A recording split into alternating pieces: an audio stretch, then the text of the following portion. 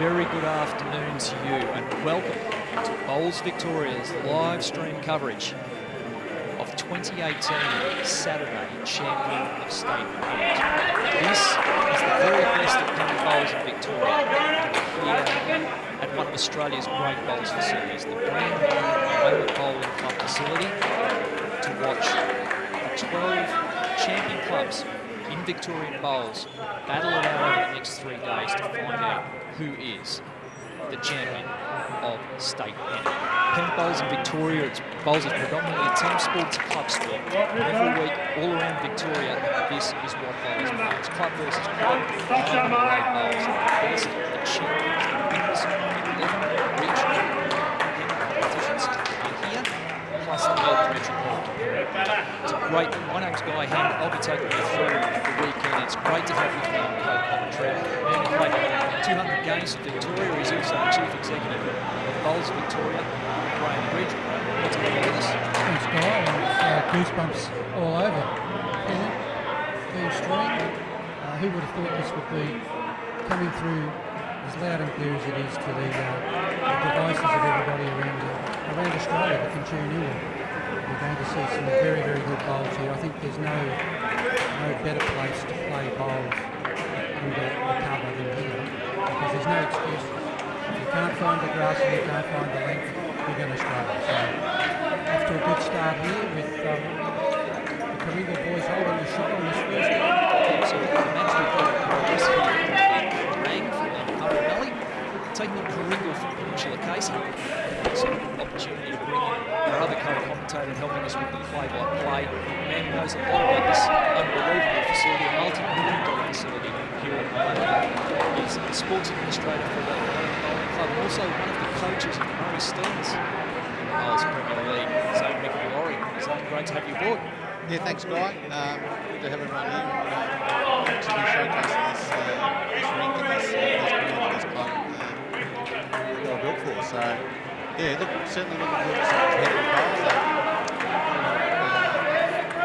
Pennant style of game is screened or broadcast, so certainly I know the passion that Pennant brings across the state of Victoria, parts of New South Wales.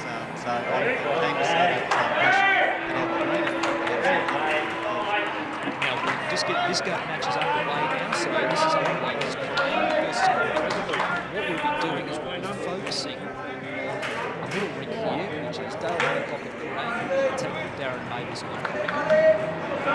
We will also be keeping across the two other rinks as part of this match as well. On your screen, you'll see the scores there. The yellow box will be that's white score is the important one. That is the cumulative score for all three rinks. And that is what Pennant uses this game. So for those who are not familiar with how Pennant works, basically it's the cumulative score of the three rinks. We play 15 minutes, 2 hours 15 minutes, we time out 2:15, so 15 minutes for each ring, so 45 minutes in total. Fantastic weekend of players. The weather's absolutely perfect. We're playing on the synthetic here over a fantastic venue, and we are underway. Barry Theobald from Kerang put a mighty bowl down with his first. He's holding the shot about 6 inches behind the jack. Karingal have got a couple of close ones, so I would think that they'll be looking to go on the attack for this. But first of all, Trevor Pocock using the bowling arm, keeping him active in the sport, which we like to see. This carpet being at no end leading around about 15 seconds. So pace-wise, it's just about spot up. No wind. No elements to really deal with here because you've got the roof over the top. It comes down to the game of skill. Welcome to the next episode of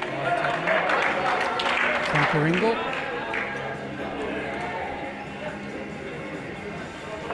Fantastic showcase, isn't it? Because there's a lot of clubs here. I mean, the Melbourne Metropolitan Tona, they're obviously a pretty big club. They're a pretty big deal in Victorian bowls, but there are a lot of clubs here that are much smaller. And they're certainly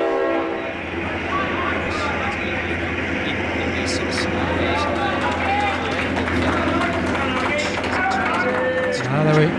Kerang were here last year. Yeah.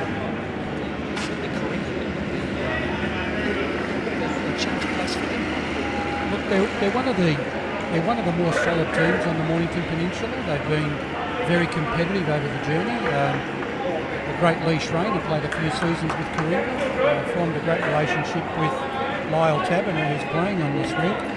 And they've been a very strong performer in that competition. They've gone to a combined competition in that area down there in the peninsula, because the old Peninsula Bowls division and the Flinders Bowls division joined together to form the Mornington Peninsula Bowls division, and they combined their Pennant competitions as well. So they've got a solid weekly comp, and you'd have to be pretty good to get through that and win the region down there and advance your way through to these state finals. Darren Mathers is interested in this one. He's getting after it. He got the afterburners on.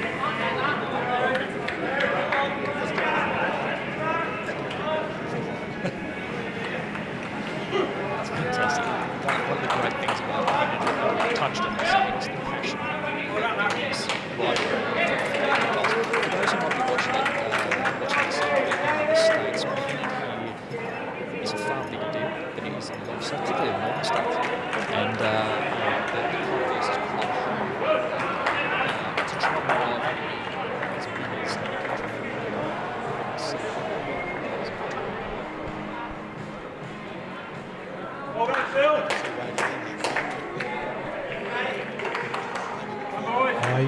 I've got no doubt in the world that Darren would be sizing this up. Definitely not wanting to be short. I think he'd be looking at something positive straight down the line there through that little port. It's giving him a little bit of a target, but I think he's going to try and draw this on his forehand. Tough shot. He doesn't like it. It's tight.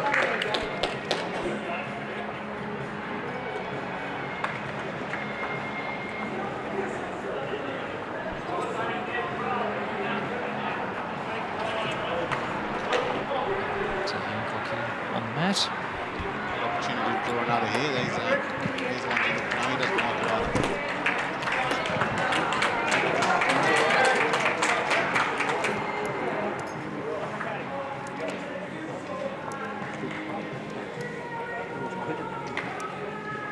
Okay, good. Hello, mate.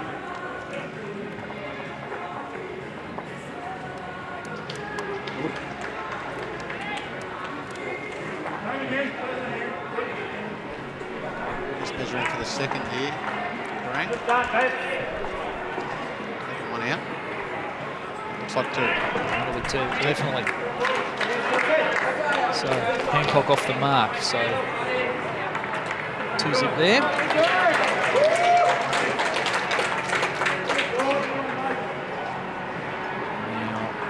I can tell you that on one of the other rinks here, Peninsula Casey, they've got a couple of shots on this one here. And so, cumulative 4-2 at the stage of Peninsula Casey.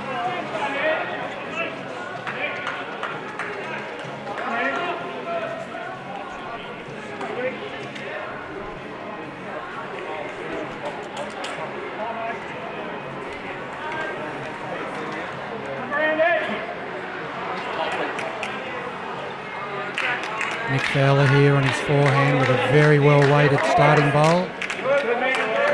That's in the zone.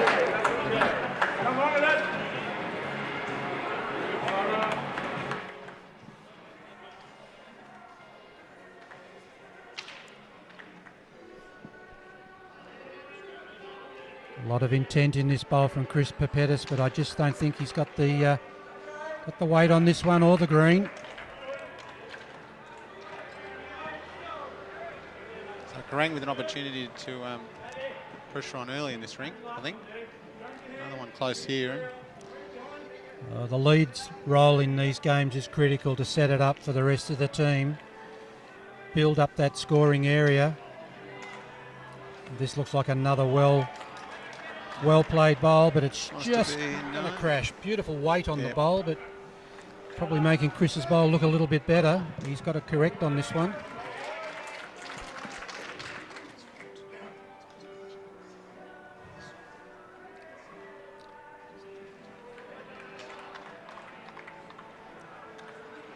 It is the art in this game to be able to correct. Play a great bowl with your first, play another one with your second, but that's a much better bowl from Chris Papetis. It's in the catching pen. Very much so.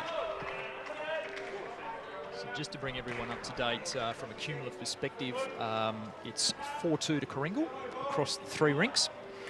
The Peninsula Casey team picking up a 3 on one of the rinks there. So cumulative score 4-2 to Karingal, 2-0 on this to Dale Hancock and the Kerang team. So just for those who may have just joined us, it will be the yellow score will be the rink that we're watching, and the white box that you see there, that will be the cumulative score. And the cumulative score is what will count ultimately on the ladder.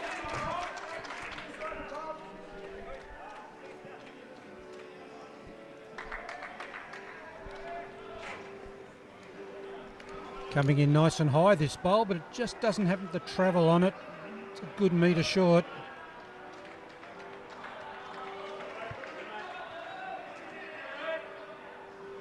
Worst part about bowls that finish there is it makes it harder later when you maybe have to attack.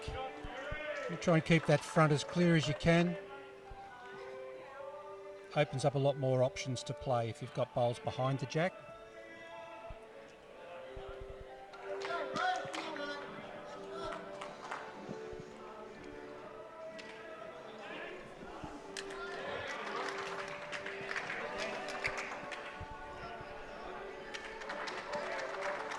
Graham Avery looking for a metre on his last here. He certainly put it out on a... I think he's got a metre on that. Stays on just in front of the ditch there. A little bit of insurance there behind the head, but Karingal not holding shot. And every chance here that Trevor Pocock could, if he could put one right on the front of the jack here, would make it very, very difficult for Karingal.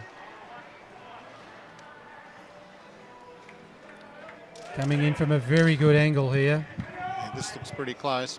I reckon that's 2. Yep. If it falls over, it'll make it even a little bit harder.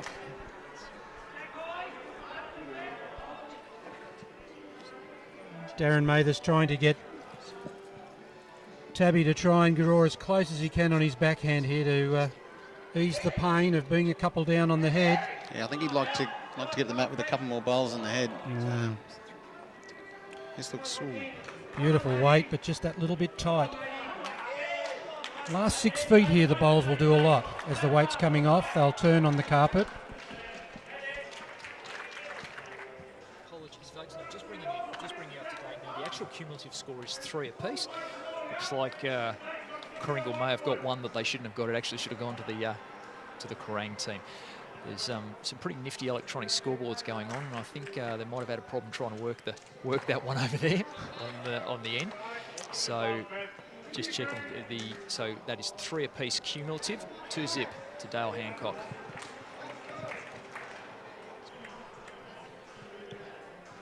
It's up to you, Lyle. Team's in trouble here. You're a couple down, possibly 3 down on the head. Needs this backhand shot to come in and rest within a foot of the jack to ease the pain.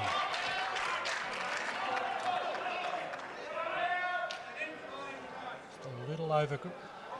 Can't call it grass, can you? Because it's carpet. It's a little bit over carpeted, but he's in a good area, but yeah, it's very, very dicey here. At least 2 down here, Karingal, on this changeover.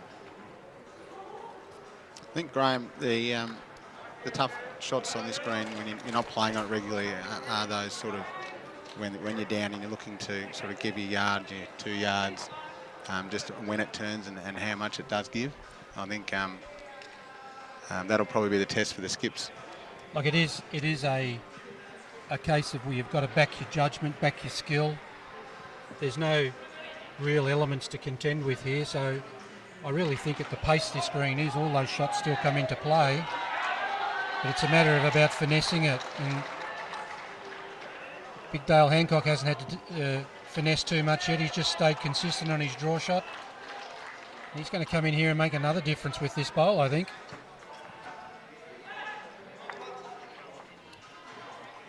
Could be well full. It's certainly looking that way. I really think that Big Darren Mathers there, he's got a big opportunity there to smash that little bunch of bowls up, trying to get inside here and play the perfect bowl, mate.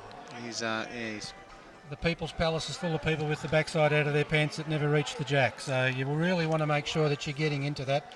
There's a fantastic opportunity behind. He had a back bowl, plenty of opportunity to get in there, cut those numbers down with a big weighted shot. So there's no real pressure here on Dale to just go in and try and put another one in. I think you're in that bunch. You're getting rid of a fair few of them too if you hit those bowls. Absolutely. Oh look, that's perfect position there. Well done. If I was Big Darren here, I'd be putting one in the barrel here and blasting away at that, because really it's a tough shot to try and draw that in. He's trying to play inside a bowl on the backhand, which means he's going to cut into the pack. He needs ditch weight at least on this to try and get a result.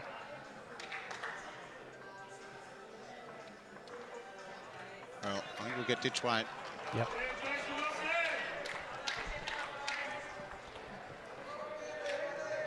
Giving this every chance. Still probably a couple light.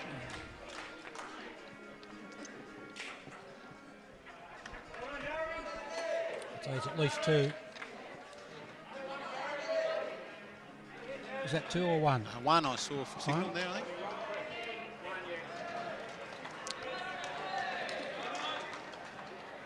So that's 3-0 on this rink to Kerang, off to the early start. And we'll get you an aggregate score soon. Let's wait for the other.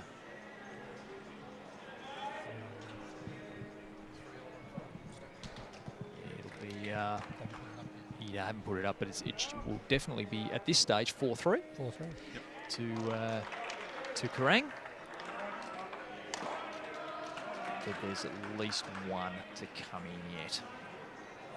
Mick Fowler there, staying well over his bowl, but not getting up to that jack. It's quite a different length change here. It's the jack is on the 2 metre mark, playing back towards the Blair Street end of the venue.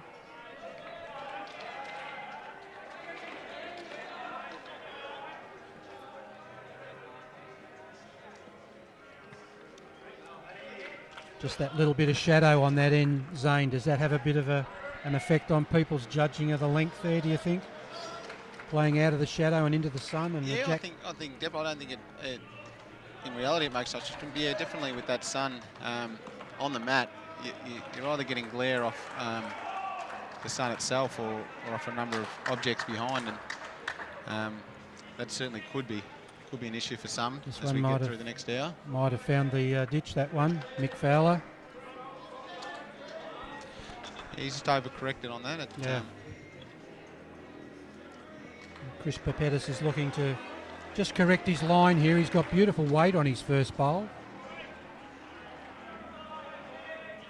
Well down here. Good bit of paddock. Would love to have had a couple more feet on that bowl. It's probably a good metre, nearly a good metre in front there. Yeah, good opportunity for Barry here.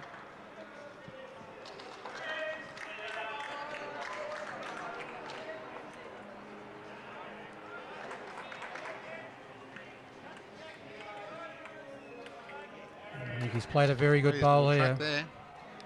Yep. Open wide. Beautiful shot.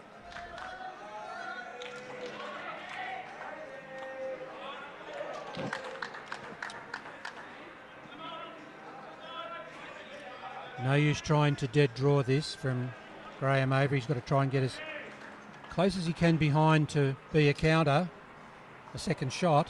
but set it up for his following players to be able to play with positive weight to the shot bowl. So needs to come a bit more yet. It's not a bad bowl there. Yeah, he's in a good home there. Yeah. It's Touch on the shot bowl. That'll be in the count. Yep.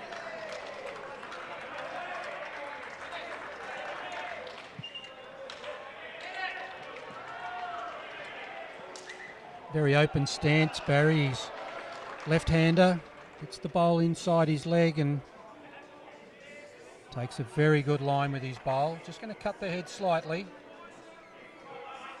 Good weight. Probably won't feature in the overall count, I wouldn't think, but here's a big chance for Graeme Avery here to just correct slightly on the line of his last.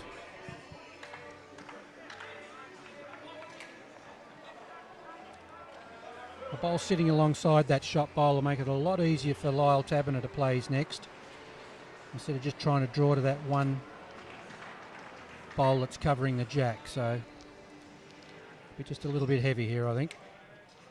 Yep. Tutton stays on the back of the green there, so not completely wasted. Yeah, the last place you want to see your seconds bowls in fours is up on the ditch. Keep them alive, they've got a chance. Trevor Pocock, usually pretty steady. Looks like they're honing in quite comfortably on this backhand side of this rink. Found the line beautifully, but just that 3 feet, 90 centimetres in front there. The good thing about this service, Graeme, is once you do find your rhythm, you seem to have it. And it's very hard to lose, isn't it? You should be mechanical on this.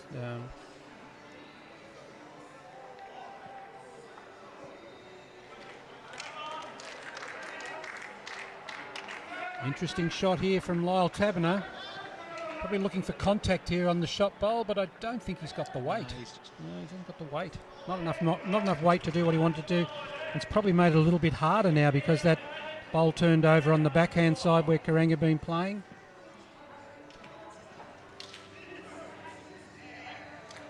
Effectively, Trevor Pocock's got 2 feet around the jack to draw another shot here, and I wouldn't put it past him to do that. It's coming in from a very nice high angle. Just a little quick. Yeah. Not without a show in featuring in the count there if contact is made on the shot bowl.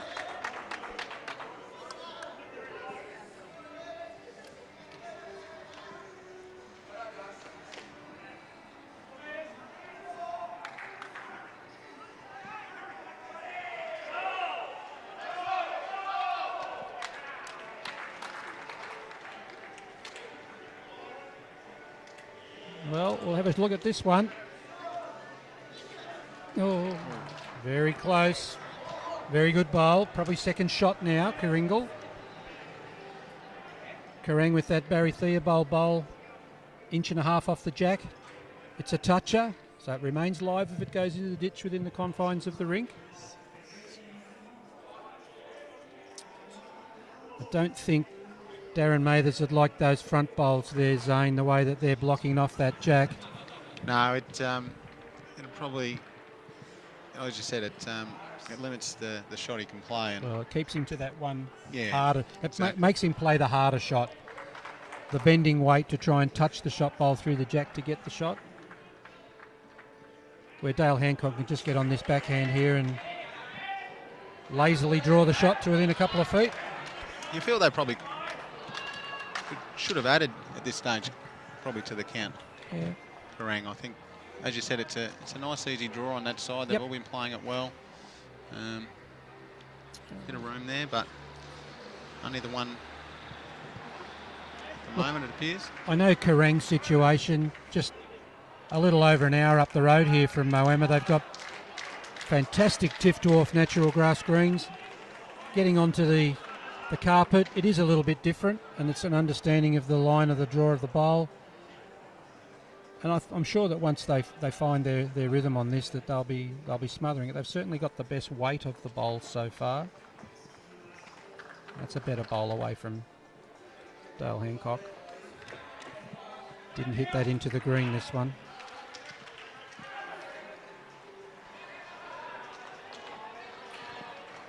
Just a little bit quick. Best back bowl. Darren straight on the mat, playing a similar shot. He's playing very, very narrow line.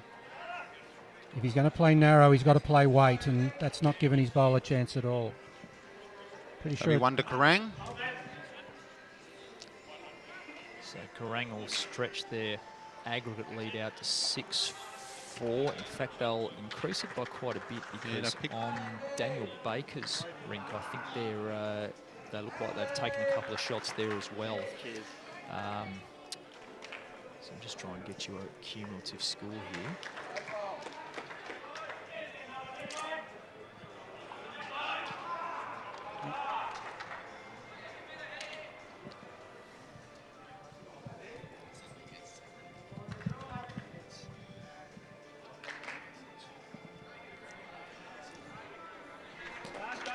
Very smooth away with this bowl, Mick Fowler. It's 11-4 overall, I think now, with the updated rinks coming back, either side. 11-4 to Kerang. Plenty of room here for Chris Pettis to get in.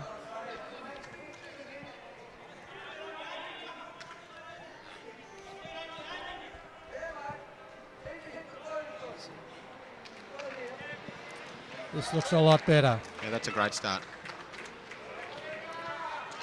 Great shot. So Daniel Baker from Kerang has got off to a fly there. So overall score, Kerang up 11-4 overall, and 4-zip to Hancock from Kerang in this game. So both Hancock and Daniel Baker off to pretty good starts. That's a good shot, Mick Fowler. Lead doesn't have to have the shot as long as they've got something close. Reduce the pain of the opposition scoring a number. Give your second every chance to get on the mat and play with confidence. Chris Pettis, an idea here that he wanted to try and play the same bowl, but he's really cut his line here with this one. Shame really, because he had a very, very well weighted bowl just to tuck that jack around the corner.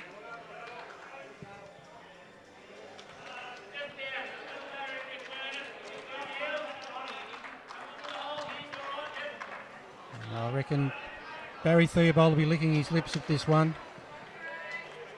You're looking to just arrive on either Mick Fowler's bowl, or if he's a little tight, get the inside of the jack or sit that bowl over of Chris Pettis.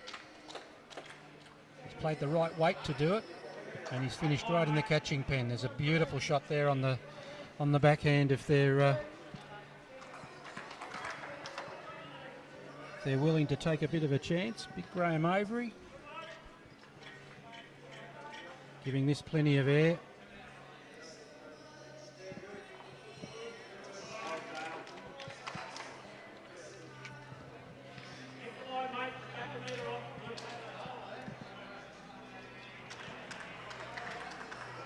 Barry Theobald staying with this shot on his backhand. Being a lefty,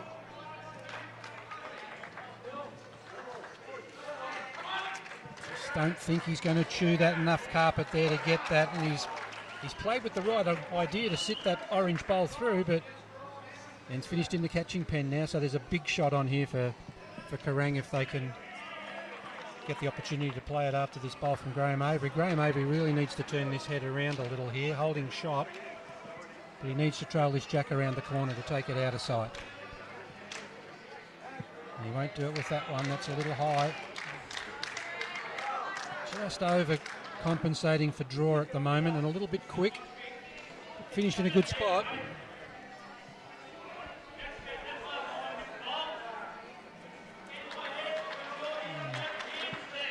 That's the shot to play. Come down there, sit that speckled bowl through the orange or tuck the jack through the corner for 2 or 3. A lot more percentage on that hand. Yeah, I think Trevor Pocock's very close here. If he's got the weight, has he got the weight on it? No, he hasn't. At the right line, just the wrong. Only paid half fare, Zane. He didn't get on the. Didn't pay full ticket. Karingal have to change this head over, otherwise they're going to be very vulnerable.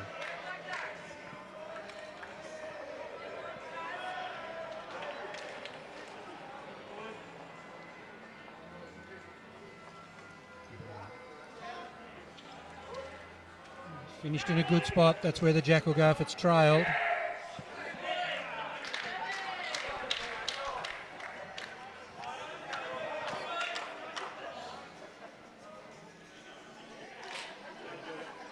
The extra weight on this, Trevor.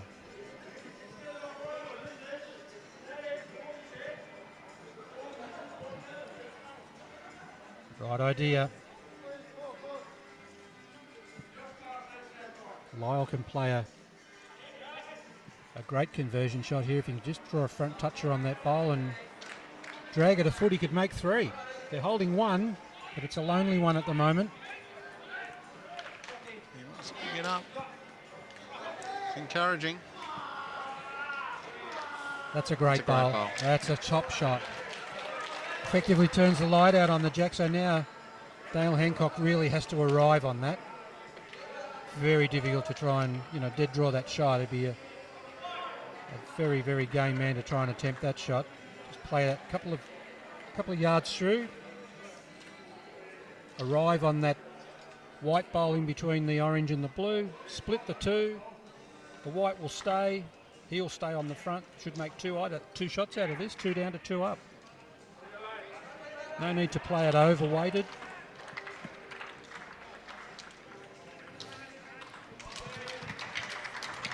He has. And he's very tight.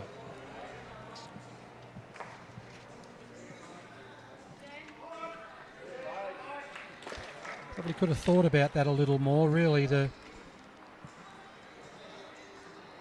backhand was a chance too to turn the blue bowl through the jack. Underneath on the forehand, you would only get the edge of it. Do you find that, Graeme, that often when there's such a clear shot that sometimes you tend to get on the mat a little bit quick and go for it rather than go through the pre-shot that you probably would if absolutely, it was... Absolutely. I think Aaron Sheriff saw that when he played that last bowl in the gold medal match for the fours when he played the wrong hand. Went underneath the line instead of playing into the bowls. Got a good show here. This is a better bowl. They'll take 1 out. Pretty hard to say here. They might be hiding 2 here, Karingal. That other bowl from Darren Mathers resting on that shot. Hard to tell when there's a bowl between the 2, but Lyle's indicated 2, so they are holding 2. A bit of discussion here about what Big Darren's got to do here is bear in mind the fact they're not on the card yet. Correct. Definitely those 2 are great to hold. If he gets another and makes it a 3, that's good, but you've got to weigh up what the risk is. If it doesn't go right, if you touch that bowl under the jack and it moves, what's the worst position you can be in? If he's playing draw weight, he can't do any real damage. Be a great shot if he can draw another one here. He's only got about 8 inches to do it. Good try. Yep. As you said, they'll take that. Good to get on the board early. Now they'll have a look. Ring.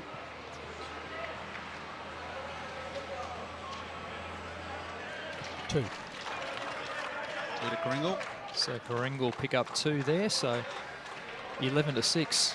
Kerang lead overall. Now it's worth pointing out, boys, that we've got this is one of 6 matches that are underway today, and we have obviously 12 teams taking part. So there are sections of 6, 2 sections of 6, and we have obviously this match is a Section A match between Kerang and Karingal. So what we'll also be doing is we're going around the grounds every 15 minutes or so to give you an idea of how the other matches are going, because there are another 5 on. So in Section A, we can tell you that the Metropolitan winner, Altona, the winners of the Taylor Bowls Premier Division Saturday Pennant for last season, they're up 10-9 over Shep Golf after 9 ends. The other Section A match, Bunanyong from Central Victoria, they're holding a 10-6 lead over Traralgon from the Strzelecki region after 9 ends. Section B, Benalla off to a flyer. Benalla, I notice Matthew Robertson playing in the Benalla team, a former state player, and went very deep in the Vic Open this year. Benalla up 14-2 over Eaglehawk after 8 in Section B. Queenscliff Warrnambool, tight match there. Warrnambool up by a single shot, 6-5 after 9 ends. And Horsham City from the Wimmera, they're up 10-7 over Lakes Entrance from Gippsland after 9 in Section B. So it's probably fair to say, guys, if there was a group of death, it might be Section A, because you're taking a look at a situation where you've got Altona in there and Shep Golf. That's a bit of a heavyweight clash going on there. Yeah, definitely, and big change over this game here, where Karingal won that last end with a brace, and they've shortened the length right up. So Chris Papitas has rolled that jack to a much shorter length, keeping it out of the sunlight.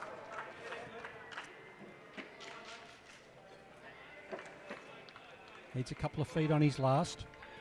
Matt Wright back on the 2 metre mark.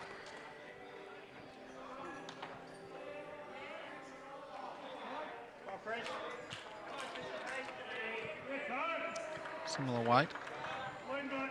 Yeah, shots, but they're short shots, and short shots don't usually hold on till the end. Any touch on the jack here and they become even further away from the jack. So Mick Fowler with a big chance here. If he can get on the front of that jack, make it very difficult, but he slashed his carpet on that one. It's well under the line.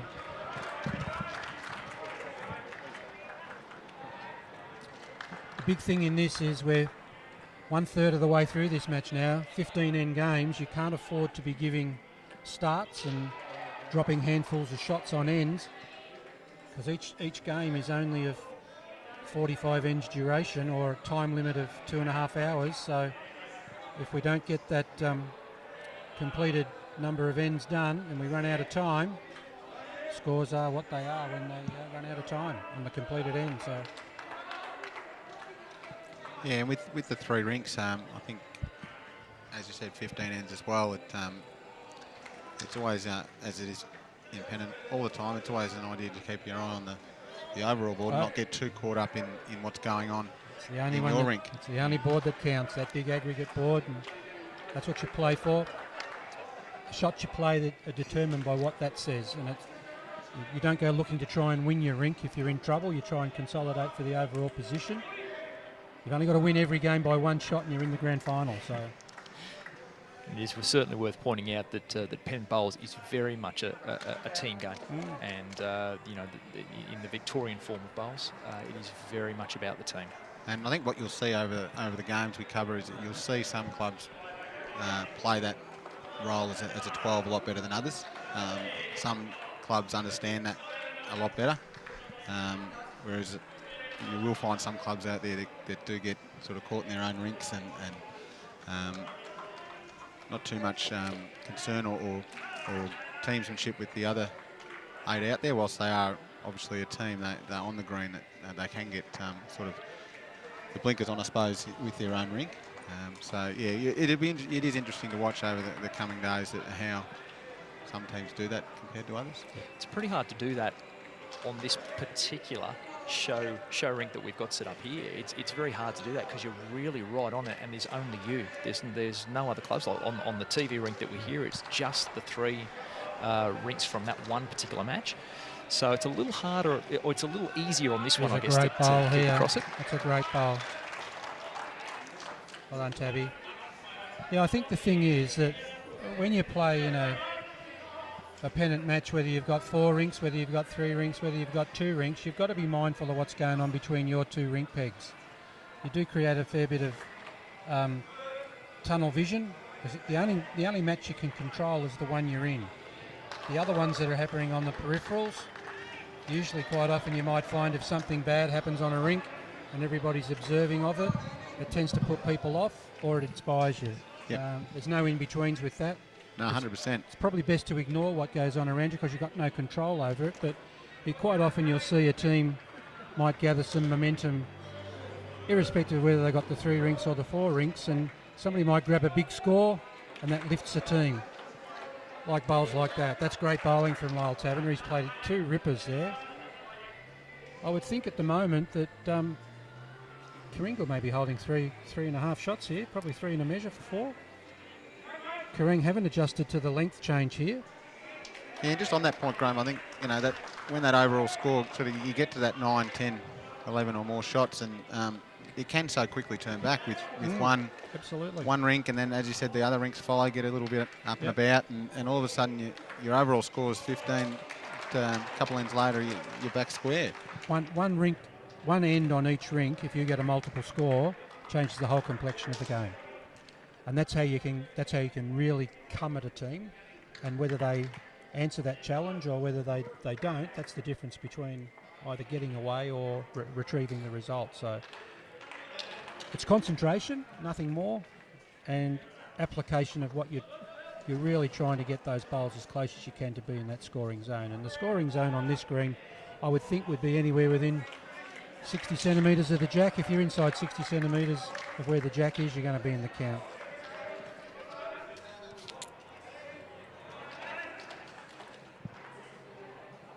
They're very big, some pretty big men there standing behind the head, blocking our view out. And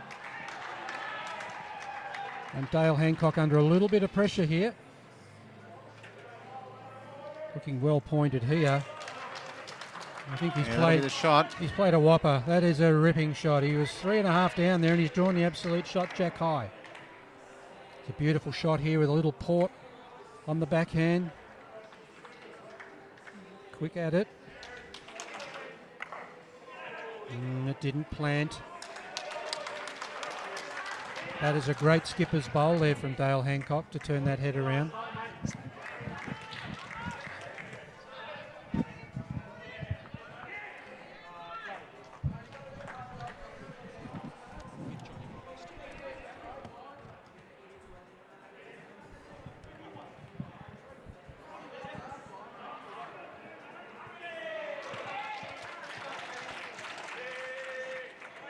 Bring you up to date from the other 2 rinks that are going on in this. Daniel Baker from Kerang up 5-zip over John Huxtable of Karingal.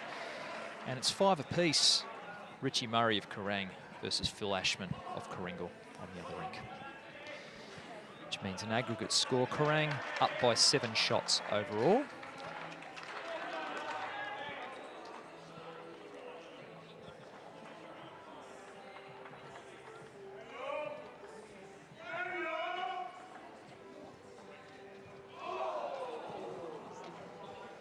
Kerang back with the mat here, looking to probably extend the length out to that 3/4 sort of length.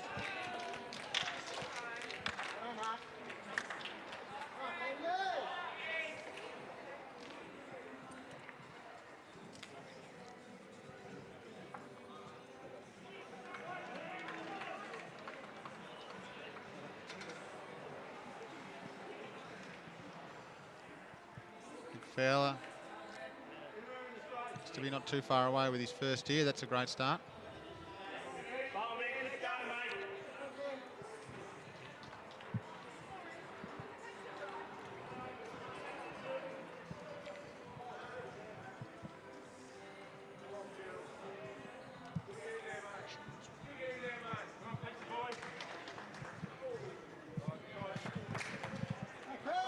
Chris with a bit of weight. What's he going to do here? He's, yep, just improve a shot.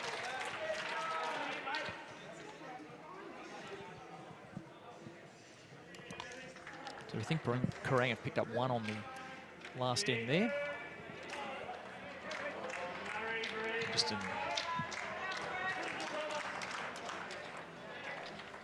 the overall score will be 15-9. Yeah, it's another good attempt by Mick. So the leads seem to be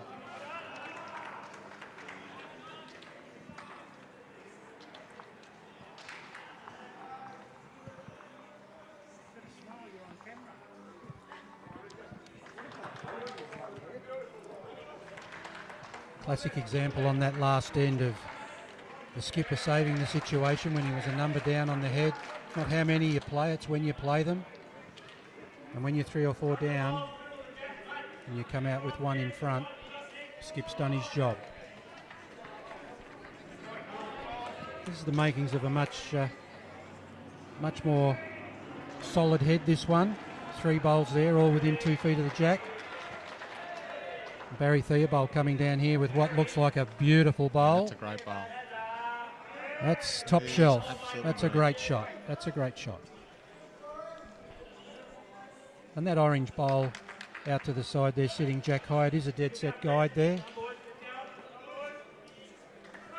Graeme Avery can use that bowl, come in off that, touch the jack. If he's in that area between that jack and the bowl, he's got to get something.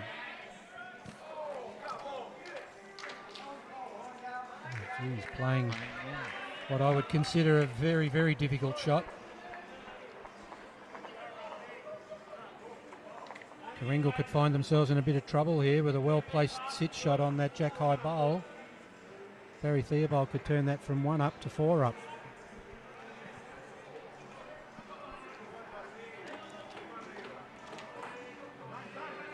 Don't think he'll come from that high. Had the weight to do it too.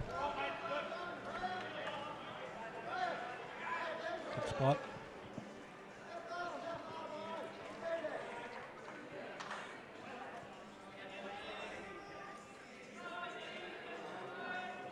Really only one chance on this shot here. He's got to touch that shot bowl to move the jack. Kerang was indicating just to match that back white one. Just a bit more of position bowl. She's done what he's asked nearly, and yeah, Skip's pretty happy with that. It softens the pain. They've only got first and third now. Kerang.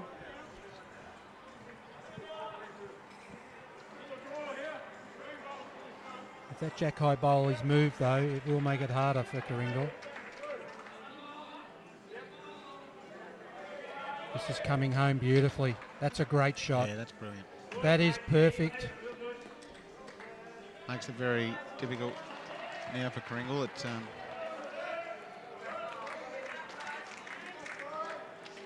Any touch on that shot bowl, the jack will move 3 feet, 4 feet. And that position bowl that Darren asked the previous shot's now wasted. It is. It is. Sometimes when you're looking for position, it's not the best thing when you haven't got the shot. You've got to try and get that shot and take it away from your opposition.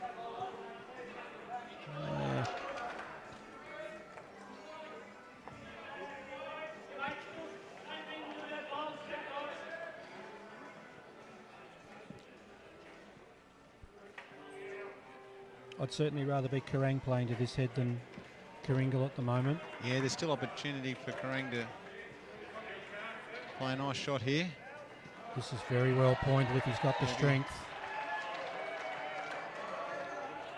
Okay, so that's made that shot even harder now. So there's got to be, there's got to be bigger weight used now, more direct. You can get a chance here, get the split in between the two bowls, you'll get the shot, but if you get the blue one, you could cut it back, or the white one, you could cut it back onto the shot as well. So Lyle here would have to be arriving there with a metre of weight. Well, yeah, he's been down at this head for a number of bowls now. I think it's probably time to push the switch and, as you said, play with some purpose. Yeah. Open it up, move the jack. Either of those front bowls onto the shot bowl. Very, very hard to play perfect bowls. I think they're a little bit of a victim here, Karingal, of letting it build up a little bit at times. Yeah. Get into it. Show your opposition you mean business. If you're going to stick them close, you're going to get them whacked off. This is a very, very good try here. Played it too badly. Got the edge of it out. Yeah, it might even be shot. It could be. I think the blue one may be shot though. I think the Kerang may still hold shot, but they've still got the position. Yeah, they've still got the position around the jack too. So whilst that was a very, very good bowl, they're still vulnerable.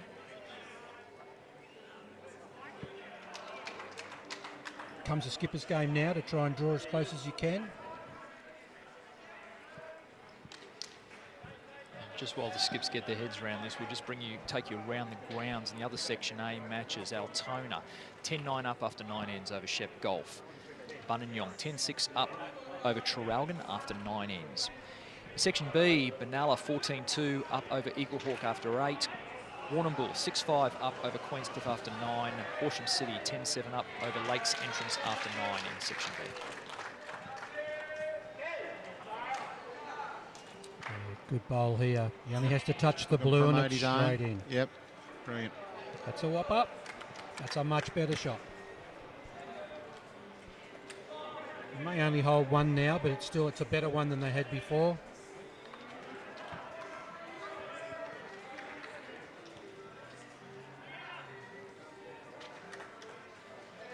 He might be tight here. Giving it a chance, but underneath it.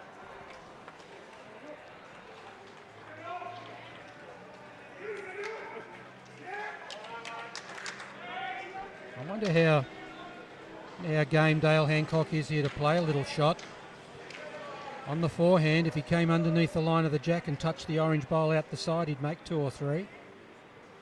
He can still do the same by drawing a shot on his backhand to make it a better 2. He's playing the forehand.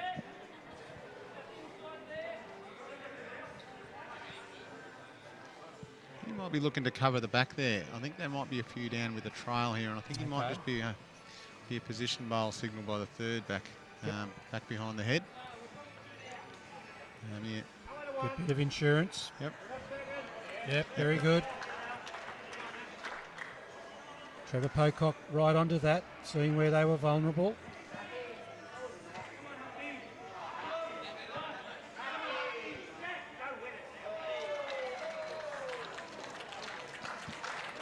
Whatever he does here, he has to reach.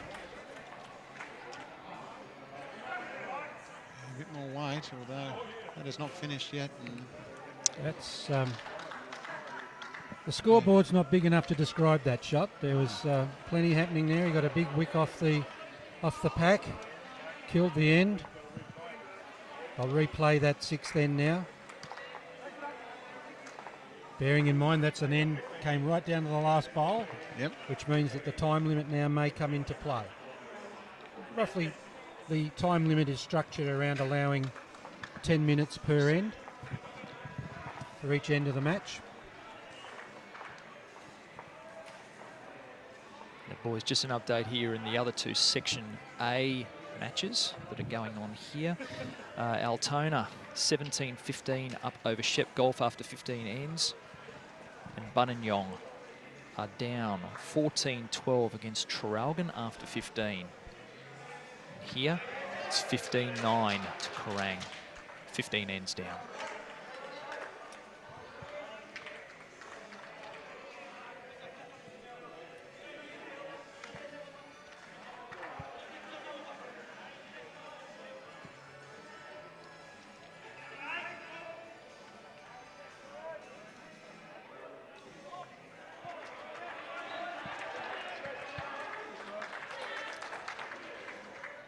Chris Papetis won't be happy with that one. Just sailing through into the drink. He really flicked that through as it left his hand. Uncontrollable, couple of metres of weight on it. Mick Fowler here looking for a good 2 metre correction on his first. Yeah, and he has. That's a fantastic correction. Bowl.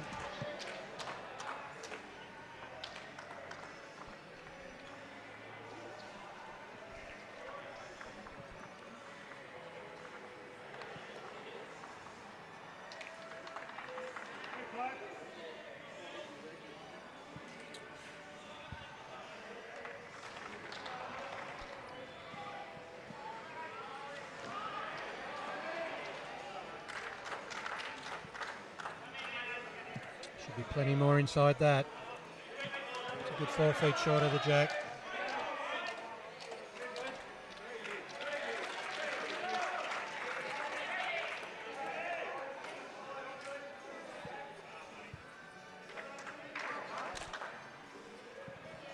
Might be joining Chris, I think. There's no sand in the ditches at Moama, so we can't say it's gone to the beach, but it's gone down the mine, that's for sure. Time for Graeme Avery to start getting his act into gear. His team needs him.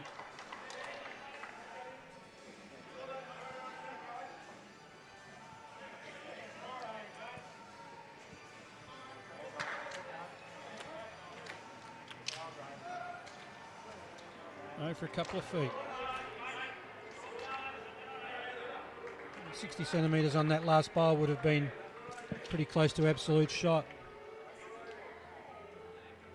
I like the fact that Barry's playing there without even thinking that that bowl's in the way. If he's inside it, he's got every chance. Kept it on the deck.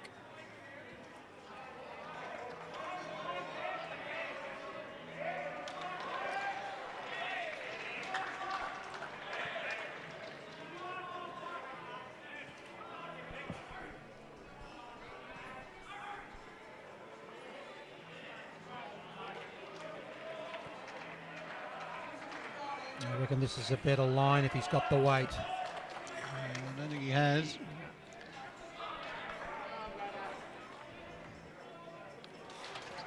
Yet again, we've seen Kerang with the early shot and Karingal unable to capitalise, certainly in the first 4 bowls. Yes, if your lead's not getting into the scoring zone, your second's got to get the shot for you. Get a close bowl on the head. It's about retrieving the situation or consolidating if you're holding shot.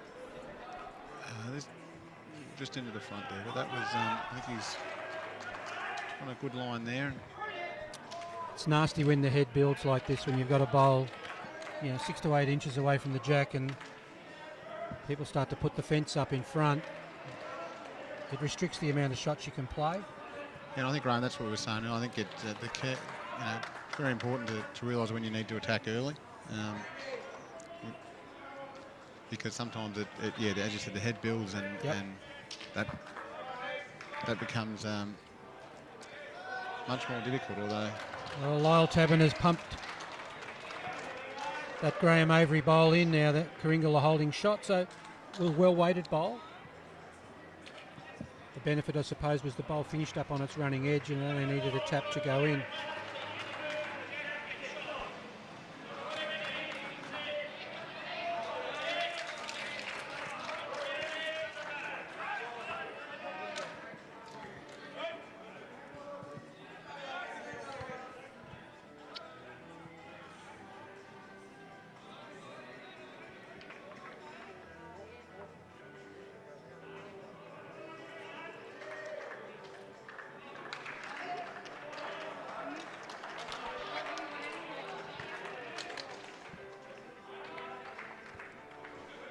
Lyle Tabiner here with a real chance to press the issue here.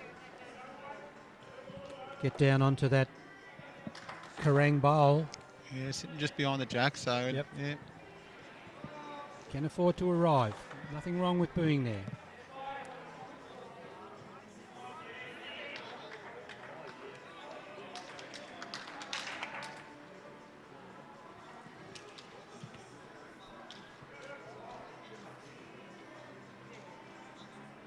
Shake of the head there from Chris Papitas on the changeover. He worried maybe about whether he can find the line and the length on this rink. He's had a good dozen bowls on it so far with the 2 trial ends and 5 completed ends and the 1 dead end. So he's had a better than a dozen bowls. Should be finding it by now.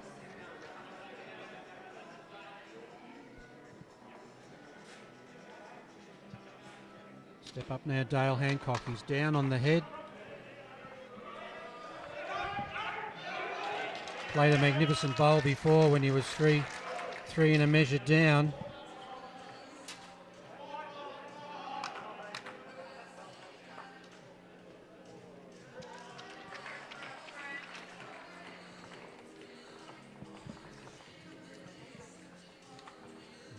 Just missing wide there.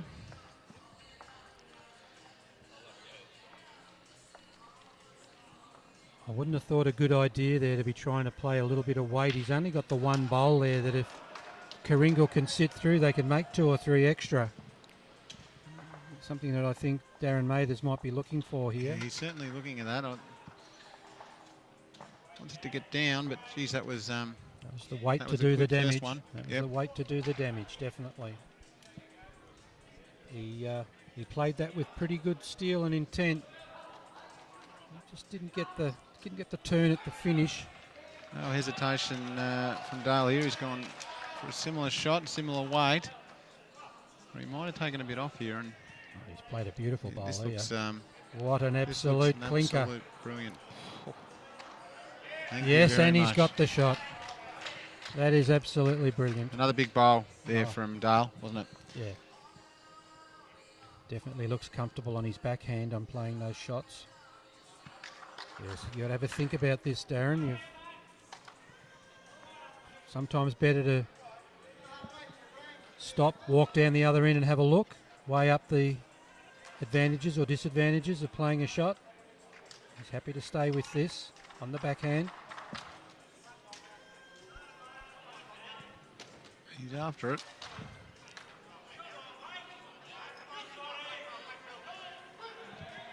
Oh, It's a great effort. I'd say one to Kerang. It's a courtesy of that absolute peach from Dale Hancock. Kerang take a 6-2 lead on this rink overall. It is 29 to Kerang, just bringing you up to date with the other two rinks. Richie Murray of Kerang up 9-5 over Phil Ashman. Daniel Baker of Kerang up 5-2 over John Huxtable. Here, Dale Hancock up 6-2 over Darren Mathers. Just some scores, boys, from Section B. From the matches there. Benalla totally in command against Eaglehawk, up 22-5, 14 ends into that one. Warrnambool from the West Coast, they're up 11-10 over Queenscliff in a very tight match. That's 17 ends old. And Horsham City from the Wimmera, they're up 14-10 over Lakes Entrance, the Gippsland champions, after 15 ends. The other two Section A matches, Altona up 17-15 over Shep Golf, 15 ends into that one. And in the other Section A match, that one is Buninyong trailing 14-12 to Traralgon, 15 ends down. Here, it's Kerang, 20-9 up over Karingal.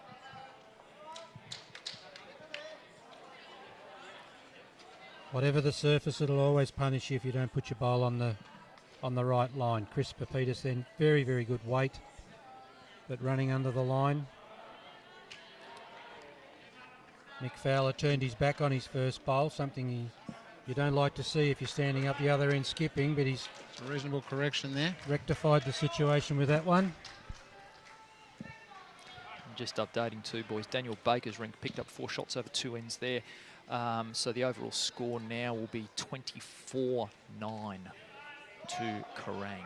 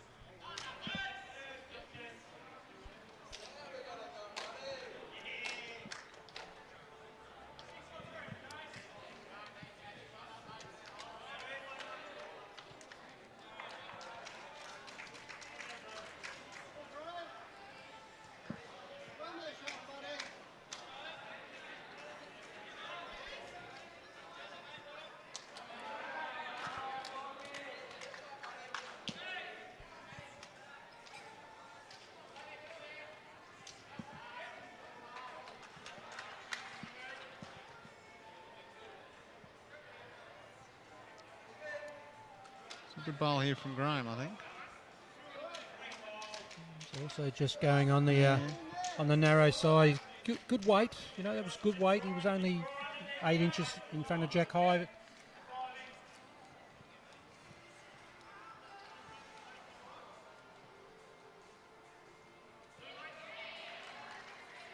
I'd have thought the players would have twigged to the fact that the bowls are doing a fair bit in the last couple of metres to the jack, so get them out just that touch wider. With the right weight, they will curve home.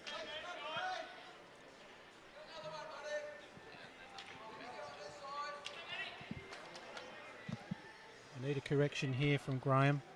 Just a line correction. Weight was good with his first.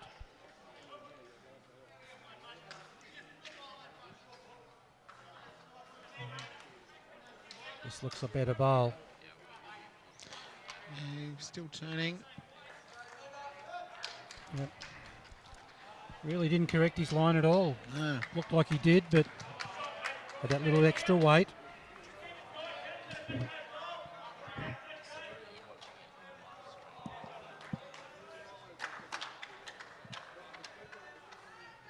Kerang Bowling Club, they run a social event up there during the week called the Black Duck Triples. The home of duck shooting, Kerang.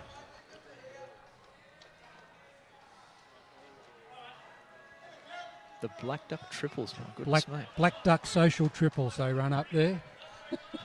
No turkeys, ducks. Exactly.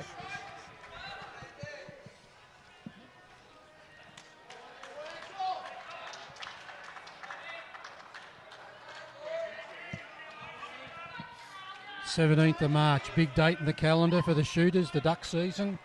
Kerang, they converge on the lakes around Kerang to shoot the ducks.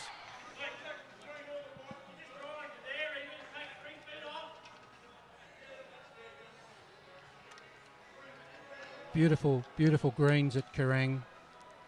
They always have big numbers up there for their Easter Carnival that they hold. Certainly for the home of duck shooting, they absolutely have their eye in at the moment, don't they? Mm-hmm. Yeah, that is brilliant. That's a fine shot, and it's all about the weight. The weight was perfect. It looked like it was a little tight, but it got the full part of the jack, and he's turned that into potentially 2.5, 3 shots.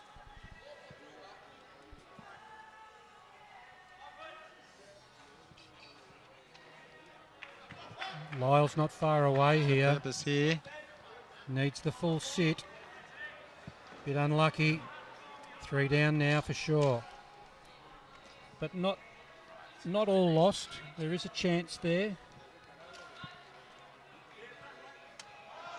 I would think though that Dale Hancock will come down there and cause a little bit of havoc and take the shot away himself, I think.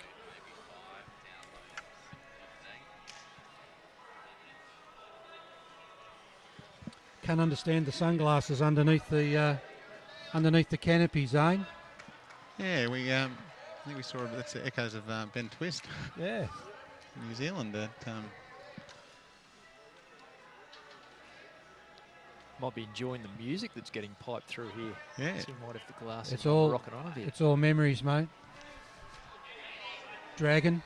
It is rain. There's absolutely no rain to be seen here. No. I can tell you. It's fantastic, the music pumping out. It's the sort of thing that suits some bowlers and doesn't suit others. But I'd have thought all these guys would be pretty comfortable with that sort of thing, with the music being played. Yeah, look, we found amongst our Pennant bowlers, we played every Pennant game since we've had our new complex. All our state and regional events that we've had here, it's been playing. Whenever we got bowls on of any capacity, the music's on. Yeah, and it's proved really popular, I think. And as you know, you can still hear. We don't have it blaring. It's still a comfortable leather where you can hear the third and the skip exchange. And also, it does actually take off the potential echo that you would get under a structure like this. I think just to have that sort of music going, but it certainly creates a great atmosphere to play bowls under, as we're seeing here.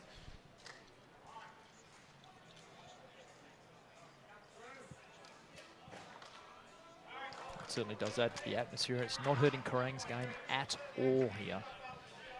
They're up on all rinks. Well, at the moment, they'd nearly hold a handful here. I think they've got 3, 4 for sure, and that bowl down in the bottom right-hand corner of the screen could be a 5th. Yeah, Karingal, we can have a bit of a look at this and a bit of a discussion. These are the ends that can really hurt you, the multiples. You want to try and keep those to a minimum. Yeah, once again, we've seen Kerang just from the start in this end, just build pressure, and Karingal with one bowl to come, have yet to be able to respond. So we'll see whether we see some weight here. I don't think so. I think he's just going to have to draw under that. I think he wants to explode, Darren. I think he does, but I think he needs he's frustrated. He's definitely looking here he needs a real big conversion here. This is a game changer, this one. If he can get this one, he's still in it. If they do a handful here, though, it'll be very hard. Tell you what. It's not far away. The gap He needs could to get be. some of that. He needs to get some of that. Ah, that is brilliant. That is Great ball. superb. Well done. Possibly 5 down there, Graeme. Absolutely. That should be. Oh, he's given a big sigh as he's walked past the commentary position here. I think he could feel the pressure on that one, and he responded. He came to the party with that, which is good. Yeah, as we said, he went and had a look. Didn't rush the decision. Back to the mat, and as you said, he probably would have liked to let one go. He played the right shot. And Well, he'd had nothing. There was Swiss cheese. There was nothing really. One bowl target and plenty of gaps. So he backed his ability, backed his skill, got the absolute shot. So 5 down to 1 up there, and 6-3. That's a 6-shot difference on the scoreboard. yeah, considering the position of the overall board, I mean that's a massive bowl. That could have been. That could have been nearly 20 shots in front, Kerang, then, and it would have been probably, how far the check then, because they were definitely looking like they had the full head of steam. He needs his lead to drop something on the front of the jack now, and I think they need consolidate. to try and control the end now. And as you said, with first bowl, that's a great opportunity to do that. Dictate your length, the first bowl on, and then all of a sudden you're in control. That's a much better bowl. Yep. Well done, Chris.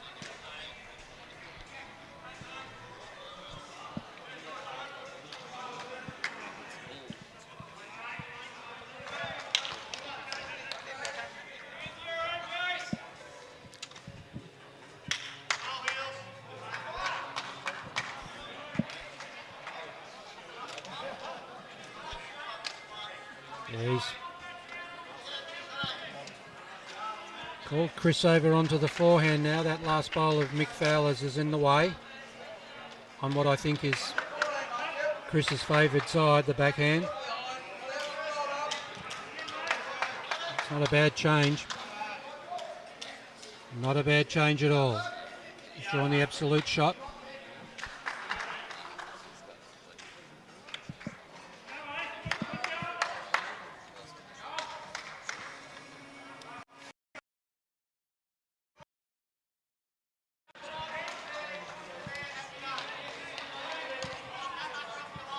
Yeah.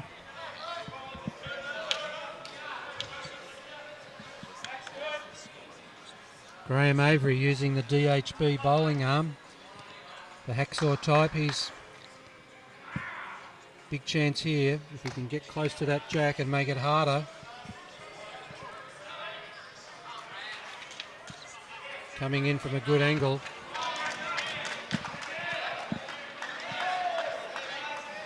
I'd just love him to have that extra yard on there.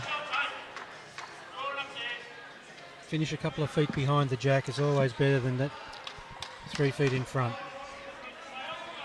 So just over the halfway mark now, or sorry, just before the halfway mark overall.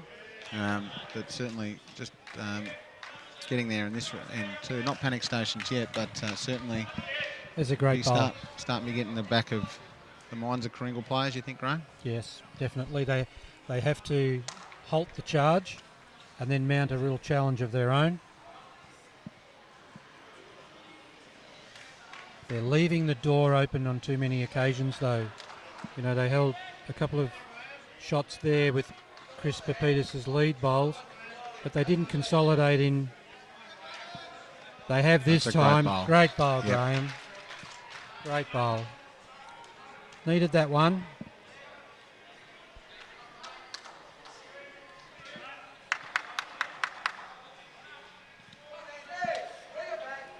He's got to play the same bowl again, Barry Theobald. His first one on this end was a magnificent shot. Another good bowl. It's a good effort. Yep. It's probably second shot.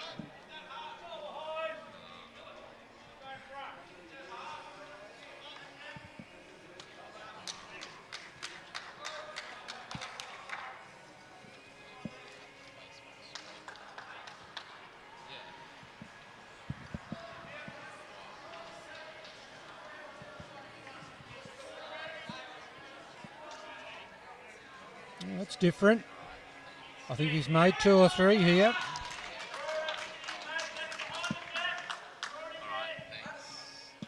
It's a full bowl behind Jack High, that bowl, but I think if it's beaten on the draw, Trevor Pocock could get shot back for Kerang.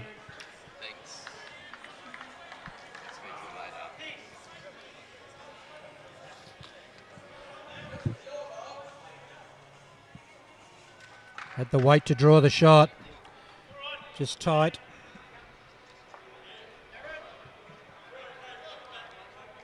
I know this is a time-limited game, but here's a situation where I might have called Lyle Taberner up to the head, just to make the Kerang boys think a little harder before their next bowl, because they could find themselves down 3 or 4 here on this head. It's Tabby with a well-weighted bowl. No, that's a much better bowl. Now it's going to be... yes, he's definitely looked to get into this and attack a little, open it up. Oh, Trevor, I think you're tight. He is. No real help there from touching that bowl, so... that big lifting bowl that Darren Mathers played on the last end, his team have responded to him. We won't let you down again, Skip, they're saying. It's a nice feeling to go up to the other end and hold a couple, and after you've played a big one, to get them out of trouble. He looks a bit of a spring in the step coming back. Well, it's a bit of a monkey off your back, a little bit of less pressure on. Might have lifted all boats there, because looks like Phil Ashman's picked up a few on the last couple of ends in his match against Richie Murray. So we've got him up 10-9. Right. And that would be currently 24-15 to Kerang overall. Yeah, it's strange because we didn't get much out of him, as you said, Graeme. We more as just a sigh and just a sort of waltz down the mat. There wasn't a real vocal expression from the skip. So whether they've just had a look all around and just subtly just seen the body language or the position of the head and all these little things. Well, if Karingal can get a number here, that'll lift the other 2 rinks even further. So he's done everything right so far on this end. He's skipped this end pretty well. Won't be happy with this one though. He's cutting the line. Unless he tips it over. A bit fortunate here. There, but he's... that's even better. It's all happened for him there. He's holding 4 now. There is... Dale to come have a look here. Yeah, there's not a lot on here other than maybe a bit of a power shot here up the line. You love it when the skippers have got to try and change at each end. You know, change up each end. Last end it was Darren under the pump. This end it's Dale. Dale played a ripper earlier.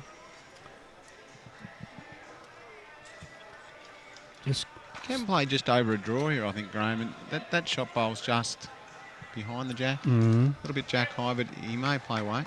Wants it to come out the side. I think it's got to come virtually out at 90 degrees for him to get a result, but hand right across his body here. He's narrow. Ooh.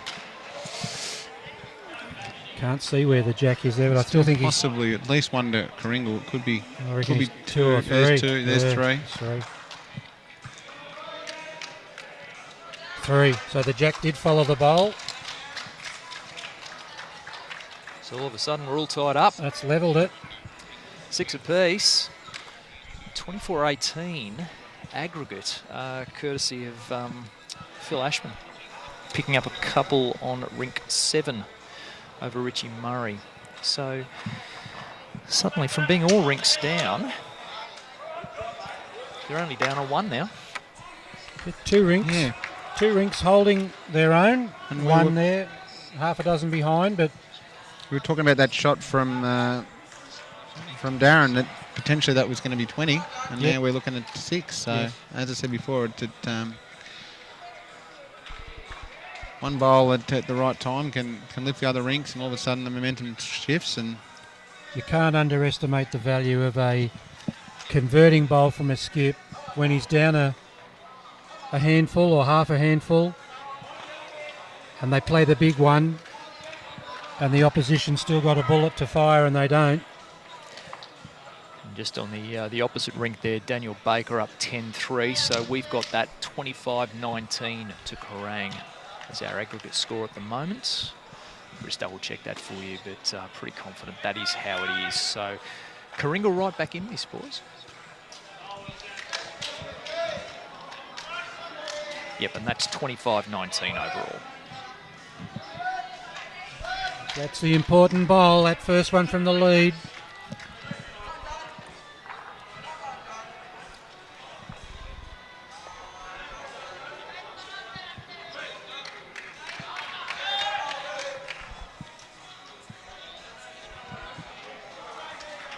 Good reply here. With a name like Mick Fowler, he's got to be a chook, hasn't he? Wouldn't his nickname be Chook? You would think so. I would expect so, but a great bowl there from Mick anyway.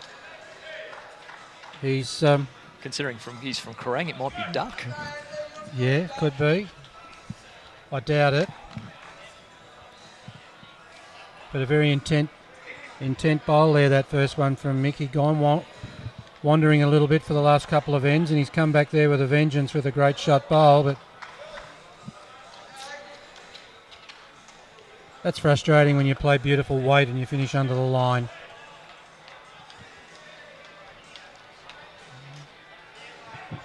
The rock of the head here, he doesn't like it. Just a little high, but finishing in a good spot. Don't be crook on yourself with that, Mick. Anything behind the jack is always a chance. Can't remember the last time I saw a short bowl get the shot. That counted, I think really. Dale would be pretty happy with those two from your lead. Absolutely. If you're standing there at the head, you get one reasonably close behind, another one. Graeme Avery playing here. You notice his left hand in his pocket. Probably doing that for his balance, using the bowling arm, because he's not getting down to deliver using the arm. Hand in the pocket keeps him steady. No dramas with him finishing behind.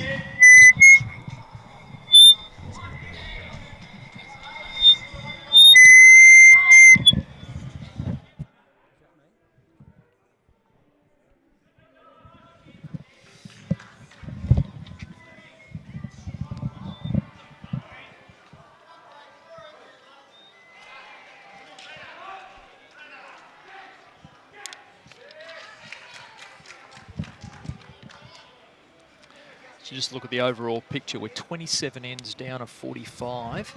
And Kerang up 25-19 on aggregate here. So well over the halfway point. Gave it a shout, gave it a show. Laid the shot bowl over flat. A little bit harder to dislodge when they lay flat, but still options there. Nothing really in the way of the jack. I think the secret with the 15 end game as against, say, 21 or 25 ends is you've really got to break it down into 3 segments. Look at those first 5 ends and see if you can establish a lead. Next 5 ends, build on that lead or retrieve it if you're behind. But the last 5 will be the 5 that count. They'll be the championship ends in these 15 end games. So anywhere from, say, 36 ends on in a 45 end game total, those last 9 ends will be very, very important. And I think it's a big change. Some of these regional areas do play still the 25 ends, and they do have a rhythm that they have in Pennant, and they go through the game, and it's a 4 to 5 hour game, and that's what they're used to all year. And all of a sudden they come here and it's 15 ends. So it's as you said, Graeme, it's a bit of a change of the mindset. A bit of a hang on a minute, we're only out here for a couple of hours and we don't have a time to get into our groove or do what we normally do. The amount of ends dictates the strategy that you employ in any of the games in bowls, and I think the 25 end game used to break that up into 3 6s and a 7, so it was like playing 4 quarters of football. The 21 end game, 3 sevens. Pretty straightforward. And the reliance that people have on those 25 ends, those 4 extra ends, when you go to play higher level bowls, it's 21 ends in 4s, not 25. I think the 100 end game of Pennant with 4 rinks now is very, very, not very played in very many places. And the 21 end game is what players would play if they aspire to play interstate bowls or international bowls. Sometimes some people, if they're getting a bit of a shellacking, wish it was a 21 end game or a 15 end game. Get off the green as fast as you can. But I've played both. The 21 end game is a really, you can have just as much in-depth competitive strategy, trying to manipulate the way you want to play the game. The 25 end game is very rare now in regard to how many people play it and where they play it. Do you play the 3 rinks with 25 up here, do you, or 21?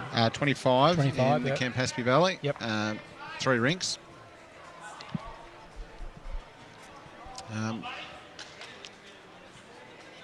With a break, of course. Yep. And I think that's primarily what the business of, the break is about. It's the fellowship, the social side of it. 25 ends, break it up into 2 sections. But as I said, if you aspire to get to a different level, there's no afternoon tea bell. 21 ends straight through. That's right. Yeah, we were talking earlier about some of the managers' strategies. Obviously, on that, Graeme, that some clubs have come with 16 players back to 12, and for those clubs, obviously there's a challenge into picking a 12 out of 16, and some I suppose are handling that different to others. Yep.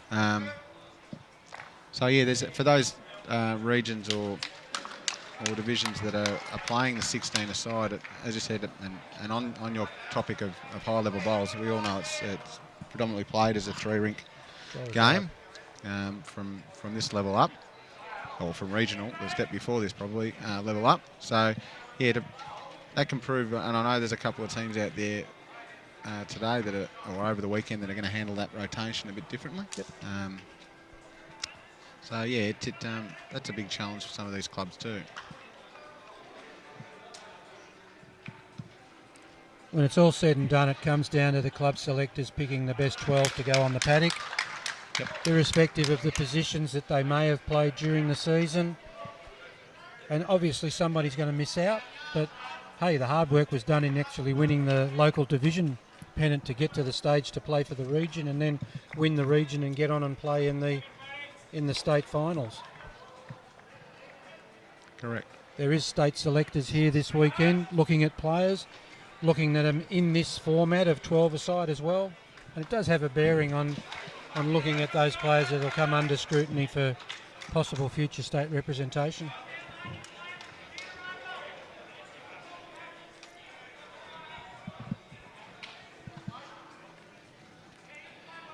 Just on one of the other ends there, Richie Murray's picked up a couple of shots over the last couple of ends, so it's 27-19 Kerang overall.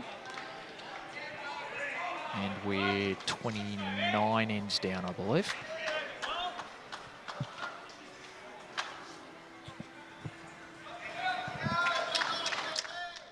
I think Mick Fowler would be happy with that one. He's left that a good 3 metres in front of the jack. Chris Papitas.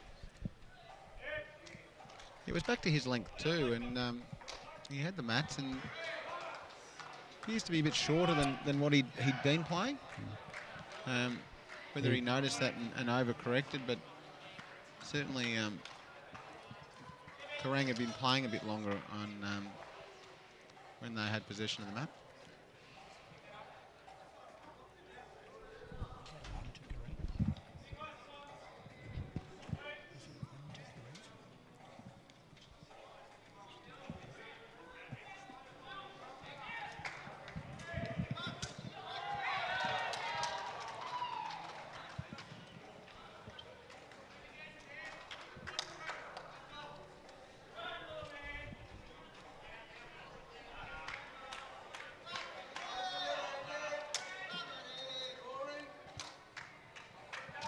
That's Good ball much from better. Chris. That's a big correction because that was starting to look very ugly, that head.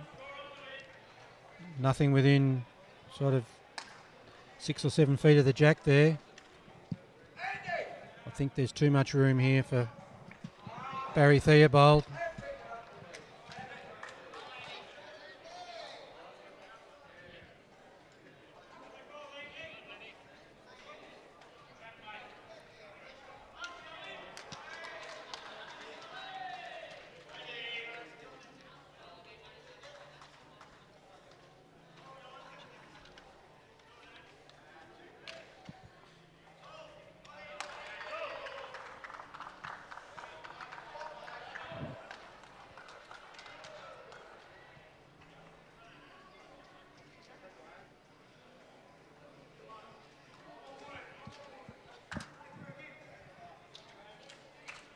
Great shot.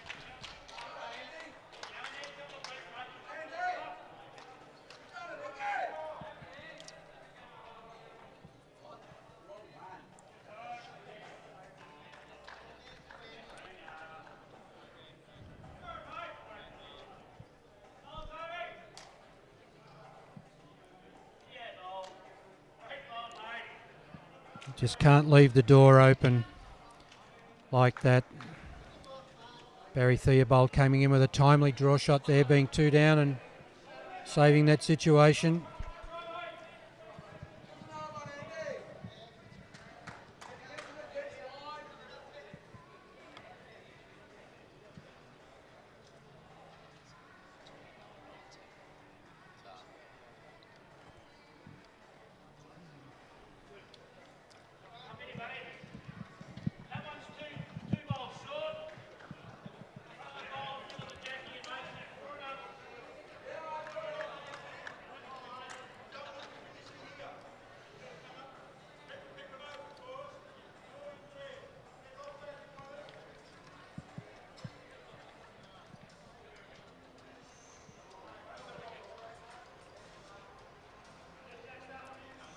Yeah, that's a great ball. Well weighted.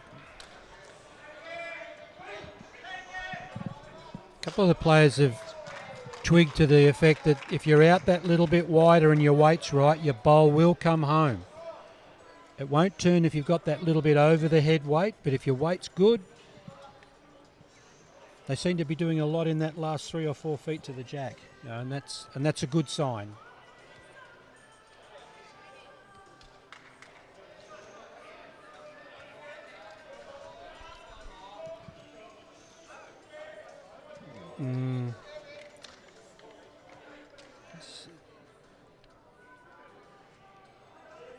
Sorry to borrow a pun, but that was a bit of a steamer, that one.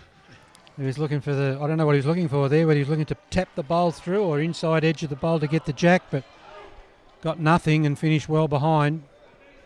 Yeah, I think that was the call. I think he was, his skip was pulling him with that sort of weight onto the orange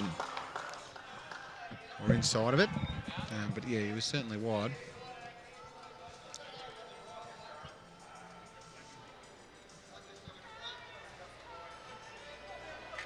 Oh, that's about perfect there, right between two. Nearly right where Dale Hancock had his foot, telling him that's where we needed one. And that's exactly where he put it, and I reckon that'd be the catcher if the jack goes that way.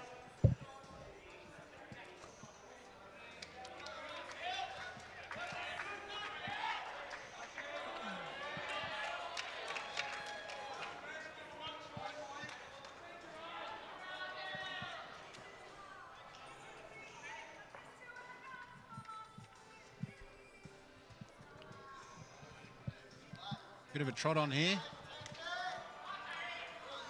Off the shelf. Yep. Great shot. Oh, That's the shot. Much needed.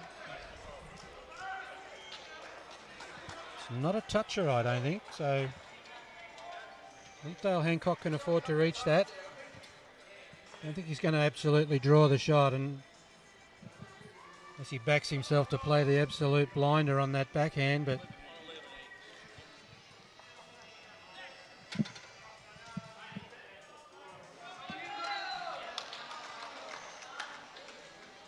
Getting away a little bit now here from Karingal, 31-19.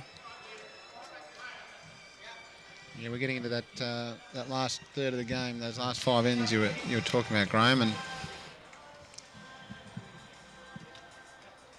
margin like 12 overall is Well, it means that that Karingal can't afford to drop many ends in the game now. They've really got to try and win every end from here. I don't know what Dale was thinking there. That was really, considering what he was trying to do there, I would have thought that the backhand would have been a better shot to sit on the orange bowl. He could have played that. I'm going to sit this one out. Ooh. Okay.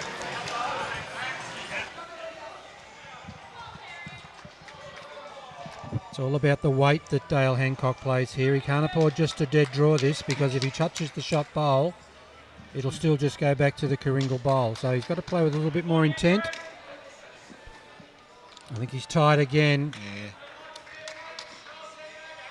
Yeah, that is a very similar bowl. And they go exactly where you put them here on this surface. If you don't put them out on the line, they will cut.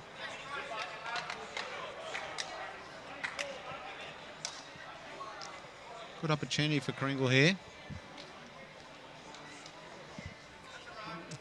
Stage of the game, you'd like to add another one to that, but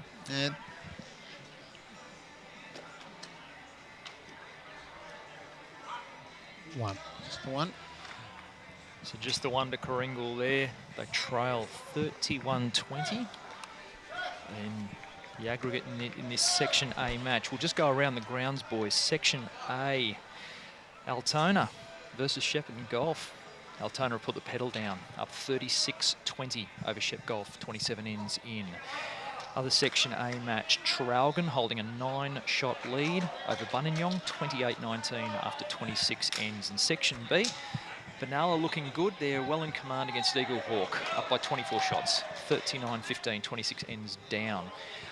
Queen's Clip up 24-19 over Warrnambool, 29 ends down. And Lakes Entrance, 24-18 up in their Section B match over Horsham City. That's an interesting result, that West Coast and Geelong match, because both of those clubs have returned to the event this year from last year, so they played one another up first up this year. So, and both did reasonably well. They were in the competition till quite deep in it, and just didn't quite get through. But they were well in contention until maybe the last match, maybe even the second last match. So they both had good tournaments last year, and be looking to repeat the dose again. 3 teams got through this year from last year. No easy feat to win your region back to back, even to win your district or your division back to back. It's pretty hard. So Chris asked to the mat right up there just for minimum length on the tee, and he's unfortunately He sunk it in the ditch. put in the ditch there. So Kerang will revert to this 3/4 length that they've been playing most of the game.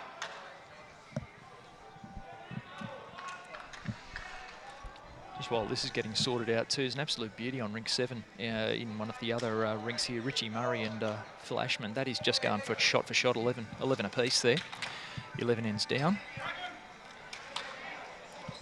All the ones. Nelson. Here it's 8-7 to Dale Hancock of Kerang, and Daniel Baker holding a very comfortable lead in his match against John Huxtable on the other rink. 12-3. Got to say to you, Zane, that one of my pet hates when I skipped was if the lead rolled the jack in the ditch. I expected when the opposition rolled the jack that he put one close to it to try and retrieve it, because there was a reason why we wanted the jack where we wanted it, and he couldn't do it. Chris is just behind here. If he takes a metre off, he's got a chance to get the situation back on track again for Karingal, who are only one behind on this rink, trailing 7-8. Much better delivery. Fluent, stayed down over it. The secret to consistency is delivery. Yep. Great shot. Good correction.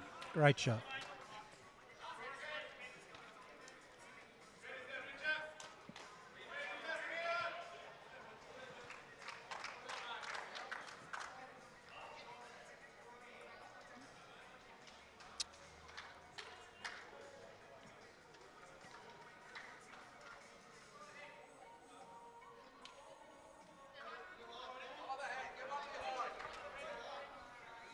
Do you find, Zane, that Moama have a distinct advantage now playing at home on this surface and under the dome? No, I'd probably compared to our last green, which, as you know, was a bit quicker, and being an older green had a bit more quirks in it. I've actually found that the speed we've got on this green here is probably brought us close to the pack, if anything. But I mean, you always have the advantage of being on your home park and your home conditions and that sort of thing. But I think the green certainly, as you pointed out earlier, Graeme, there's no real advantage to playing on this, aside from the practice that you would get in and out, you know, during the week and that sort of thing. But, you know, if you're of that sort of high levels, the high divisions of Pennant, certainly most of that we've found, the opposition reasonably quick to pick it up, and you know, the feedback we've had, you know, with some of the state events in here is that yeah, it's very kind to play on.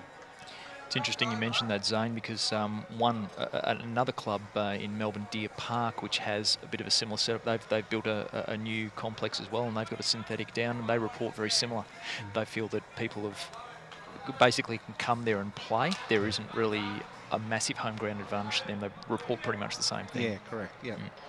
Well, up here, everybody be probably busting their chops here to get a go on this screen and play social bowls here as well. Yeah, it's pretty popular throughout the week. Roll-ups. I mean, expect so. You know, we fill our greens with social bowls Tuesdays and Thursdays, and even before that, people now know that you know, from sort of 8:30 in the morning, and if you want to come for a roll, come for have a roll. And the good thing is, you know, with the roof, that you can do that any time. What's it done for your club? I mean, it's just it's a fantastic venue. You know, just an unbelievable place to play bowls. Not just an unbelievable place to play bowls, but just to go out. The entertainment venue itself is fantastic. You've got restaurants and fantastic ice cream parlour and that sort of thing here. It's a terrific place to go. Yeah, look, it's brought a whole, and the intention wasn't it. It's certainly done this. It's brought a whole range of users to this venue and therefore to the sport of bowls. You know, the events that you see behind, so the area you see behind the rink, they're playing towards at the moment is some undercover barbecue areas as well, with an outdoor bar, as you said, the music, the lighting, just the general feel you get within the place. You know, so we've had a number of football clubs, hospital groups, you know, with the Christmas parties and those sort of things that you always get, but they've tied on to being much more regular events, and just following those events, they'll be here on a Friday night. So, I mean, now you come down to a Friday night, it used to be 6 or 8 regular guys you'll see rolling up, and probably 2 tables in the clubhouse of the same guys every week. We're now seeing a clubhouse that's 30 or 40 people, different demographic, different users. And as I said, it introduces them to the sport and you know, exponentially introduces friends and family and that sort of thing. So, you know, it's been really positive in that sense. We've always had and always will have a strong base of bowlers for Pennant and things like that. But it's certainly brought a whole new demographic to the sport so far, and so it's been really good. And as you said, we've got over the other side of the railway, we've got all the facilities of the main club. But we've also now got a place where that if you want to have a barbecue and you want to have some music playing, or be a bit more social, be a bit more boisterous and enjoy a casual or a competitive game of the sport, you can. So that's been really good. I think it confirms the fact too that whilst we provide the traditional formats for the membership type bowler, the club here is very much entrenched into social participation. Yep. And that's the driving force behind the sport, social participation. Like, you've got to provide the traditional formats because you don't want to be disenfranchising your members, but really the the big move in bowls has been in the social participation area in the last 10 to 15 years, and a venue such as this is just only going to enhance that potential for people to be able to come in. 100%, and you know what we've got on now, you know, just the different uses for the venue. Obviously, we've got an elite level competition on being broadcast, and that's great. But I mean, you sort of track back to 2 Wednesdays ago, we had a live band, we had 120 people playing Jack Attack for finals, and getting involved and really enjoying and seeing what the sport can be. Whereas a lot of people, especially in our regions, interaction with the sport might be, as we were mentioning earlier, 5.5 hours on a Saturday afternoon for 18 weeks. That was their preconception of what bowls was, and so it's just about getting out and changing that, and yeah, that process has started, which has been really good.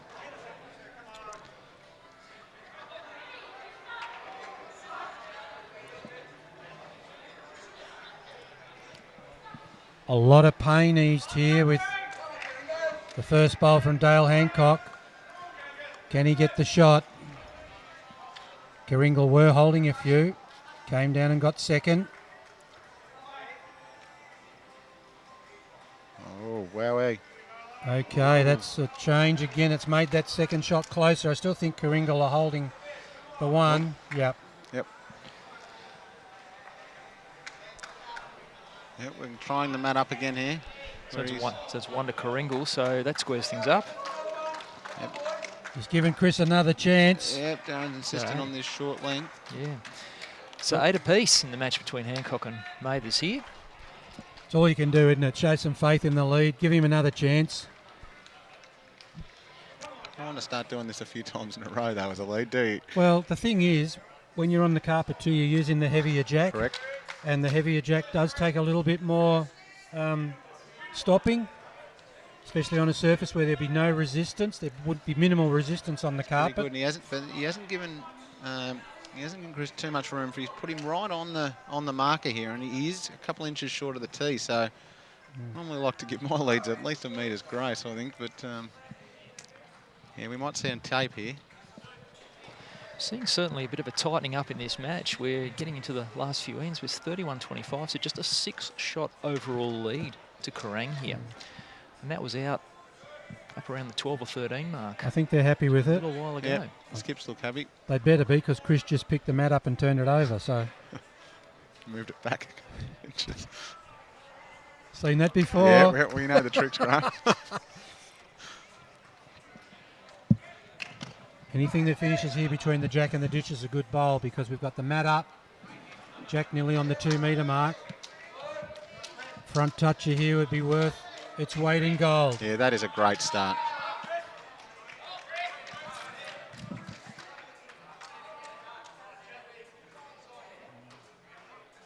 Back to only a half a dozen.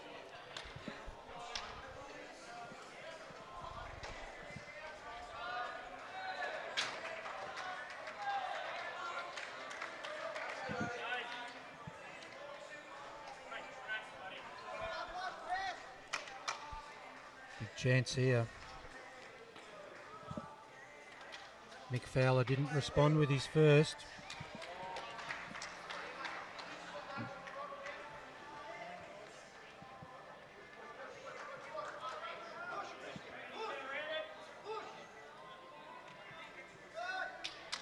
Better bowl.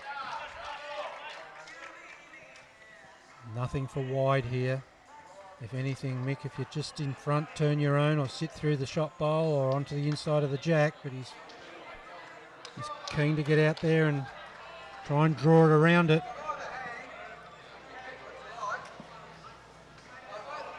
Yeah, a bit of a loose one there.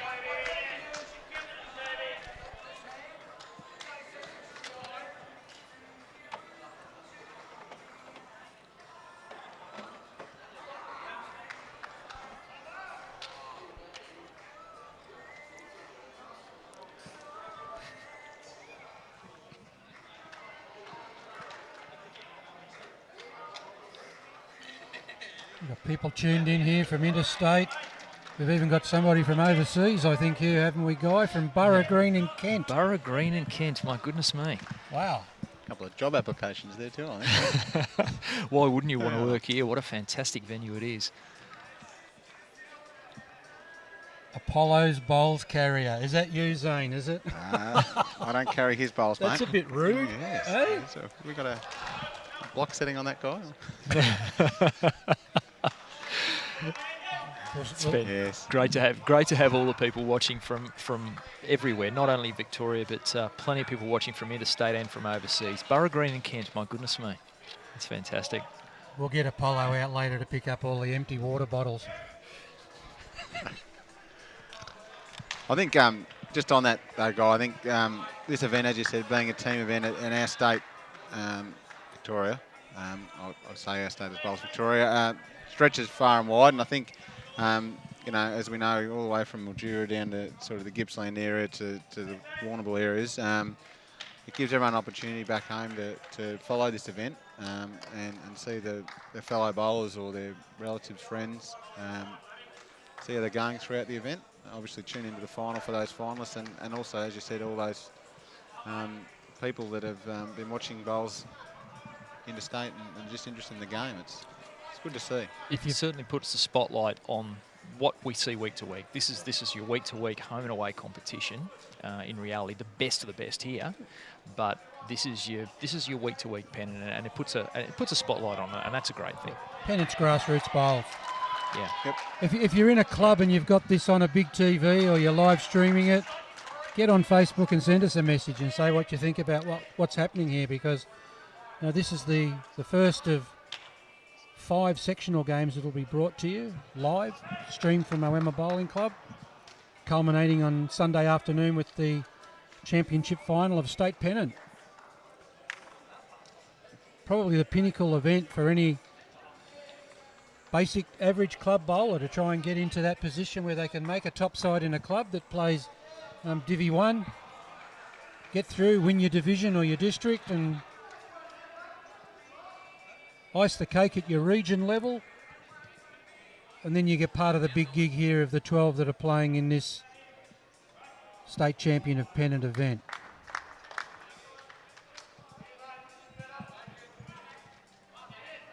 Every time Karingal look like they might surge, Kerang get one in there.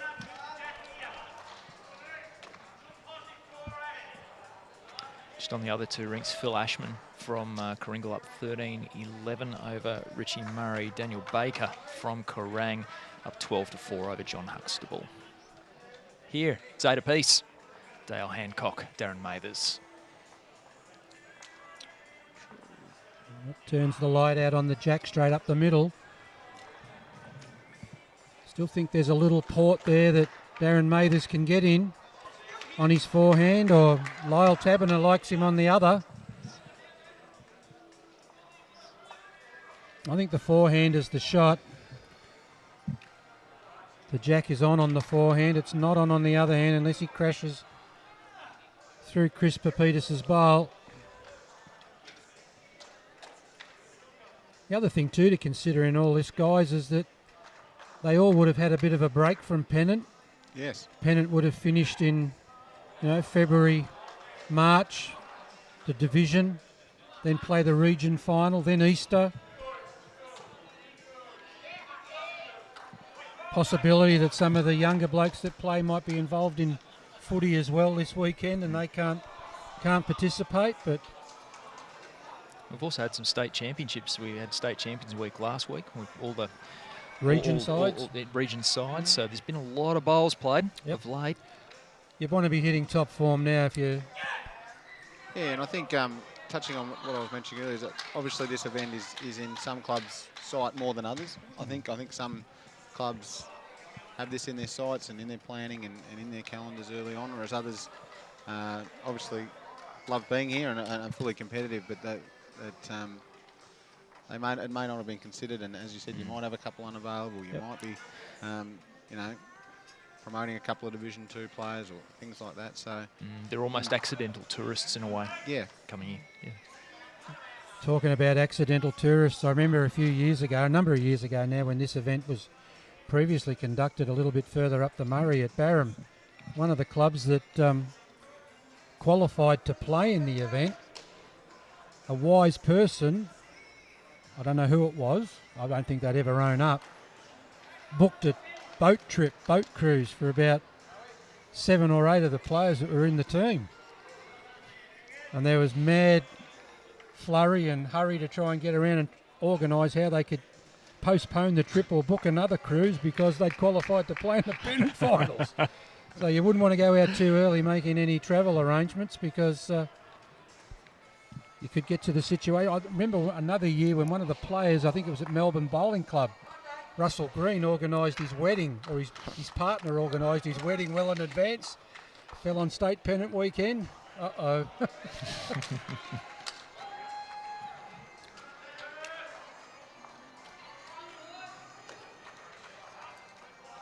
Just that little bump on the green when Dale lets his bowl go. It takes that little bit of weight off it, but through the gap there, big trail shot there would have made 4. Yeah, would have. He settled for 1.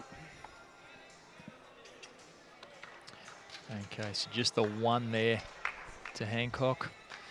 Importantly, though, another end under the belt. Yes. Yep, So and they pinch a 9-8 break here. 32-26 overall score. Just another shot picked up there on one of the other ends.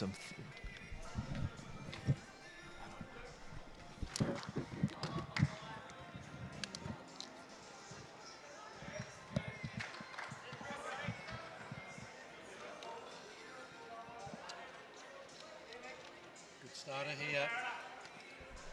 Very good starter here. Always maintain that a bowl on the centre line a foot out. If it blocks the view of the jack to the opposition, they're bowling blind to the jack.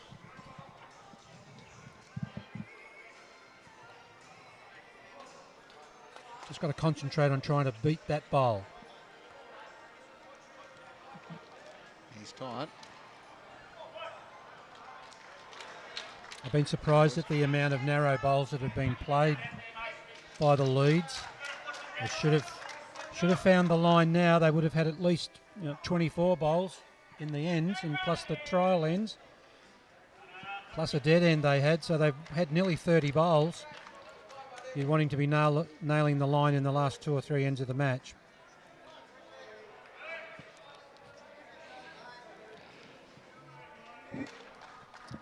Just some of the comments we're getting on Facebook. Jane, who's come to us from Borough Green in Kent, she's just signing off now because she's got to make breakfast. It's fantastic. Very early morning in the UK. I'll tell you what, it'll be a cool night in Moama tonight. There's not many clouds in the sky. Probably a 4 or 5 degree night here tonight, Zane.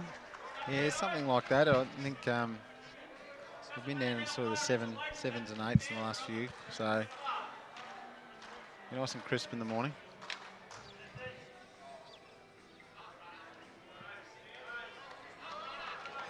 And I think you'll both agree if we keep conditions like this for the next couple of days, we'll be happy days. That's why we come to Moama, mate.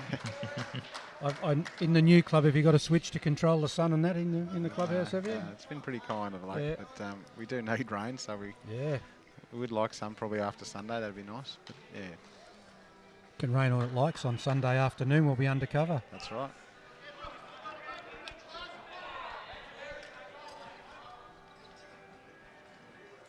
Interesting comment there posted. Should be more lawn bowls televised to promote bowls. Well, I'd love to do that, but it's all about resources.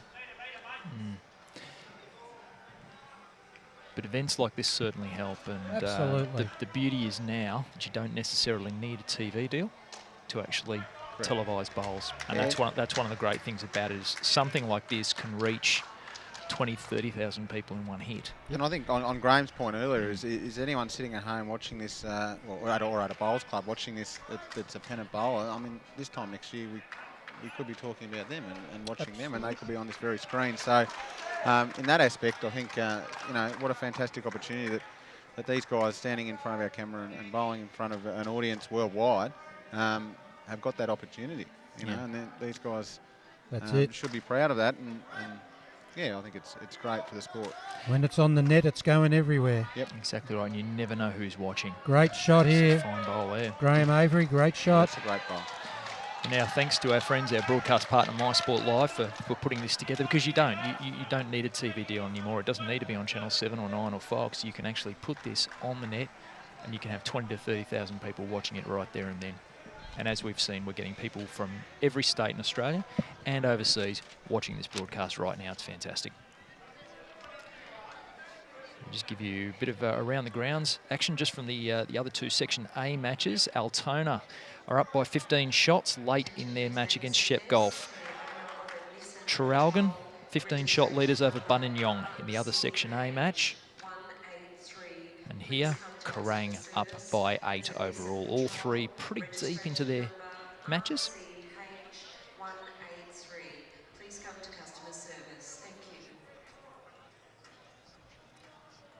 The other thing that Bowls Victoria has been very, very mindful of this year is with a televised rink, we've spread that load of games right through the two sections so that in the sectional play you'll see a different club, two different clubs playing in every game. Yep. So there's potential there. 10 clubs will be exposed. So once again, if you're a member of any of these clubs or you're a follower of any of the players in these clubs, get online, have a view. Hook it up to your telly, technological challenge. Make sure you can get it streaming through your TV. Sit in front of the telly. I believe there's a football match on tonight, which is Carlton and Bulldogs. Carlton, the Western Bulldogs. I reckon if this was on at 7:30 tonight, it'd outrate it. Yeah, that's great. We had just on the streams that were coming out of the Premier League during the day. So the non-televised Bowls Australia and Bowls New Zealand were both streaming from New Zealand, and I mean obviously we've got new facilities and ability to do this, but we managed to hook up that, have that going in a big screen in there, Graeme, and club people come down and watch it. So yeah, you're not limited by the fact it's a live stream. The option is just to put it in a club or to put it on a big screen and get people down and have a watch of the sport, especially if your club's involved. I mean, I'd love to see these clubs like Kerang and Karingal and those sorts of clubs to, should they make the final, get it out there and put it on your screen.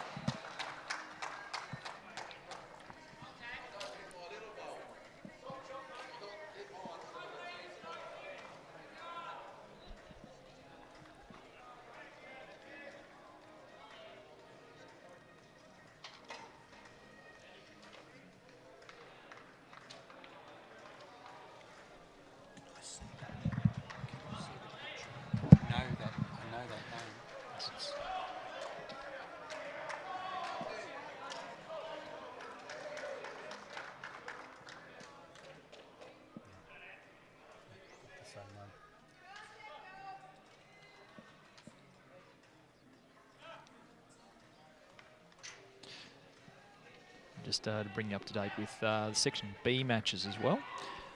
In Section B, Benalla, they've been pretty much in control this match against Eaglehawk, and they look like they're on their way to victory there. 48-20 up. Benalla over Eaglehawk, 35 ends down of 45. Queenscliff, 29-21 up over Warrnambool. That's been a tight match, 37 ends down there. And Lakes Entrance, 10-shot leaders over Horsham City in the other Section B match. And that's quite deep. That's got about 6 ends remaining. If that was an intended blocker, Aaron Mathers turned the light out on that. He'll still play reasonable weight just to get around that. It's 2 down, I think, on the head. Look at the play weight. Not with that. No. He strangled his first drive underneath the line. Now these are the ones that really count. If Darren Mathers can add the cream to this and draw an extra shot. Well, he needs to at this stage of the game, I'd suggest. His side 9 needs down it. overall. Yeah, his side needs it. He's got his rink score up just slightly in front, but his club needs it overall. Yep. Puts him back in front. So that'll be 2 to Karingal. So 10 apiece there. Yeah, there's 6 ends to go, and we've got 7 shot overall. So we're certainly in for a game here. Yeah. The outside greens are certainly casting long shadows late in the day. Yep. 5:05 at Moama on a late April afternoon. There's not much twilight, is there? No. It's like somebody flicks a switch and the lights go off. Yeah, there's not much on the horizon, No. as you know. No. Pretty flat. The temperature's starting to drop a bit too here. Yep. It's been a beautiful day, and temperatures in the low 20s. The sun's been out. It's been absolutely glorious, but temperature does drop away quickly when the sun goes out, and we've seen the temperature drop several degrees during the course of this match.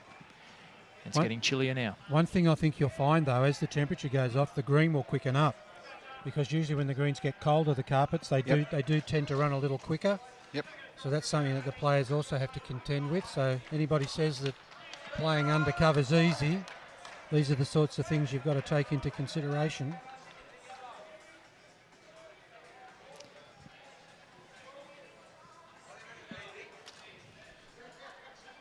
Has the carpet had a stretch yet, Zane, in regard to since it's been down?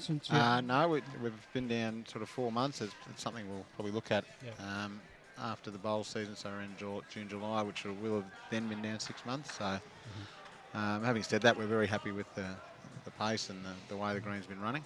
It's been a really good feedback from everyone playing. You're going to be down here at 8 o'clock tomorrow morning and a couple of sets of bowls, so we can have a roll-up, aren't you? Oh, we'll have a game, mate. Yeah, my word. I'll happily do that with you. We might even televise that before we go with our roving camera. No, I don't think so. Just to bring you up to date, boys, just with the other rinks here, it's all tied up, obviously, on this rink between Hancock and May. There's 13 apiece. Richie Murray, Phil Ashman. What's changing the game here is Daniel Baker is up by, I think, 7 shots. Eight. Yep. Yeah, so it's Daniel Baker up by 8 shots over John Huxtable, and that's the margin. Yep. Right there.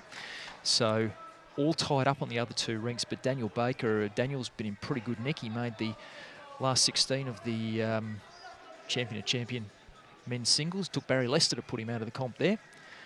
So he's been in pretty good nick, and it's clearly working for him. He's up by 8, and that is the difference.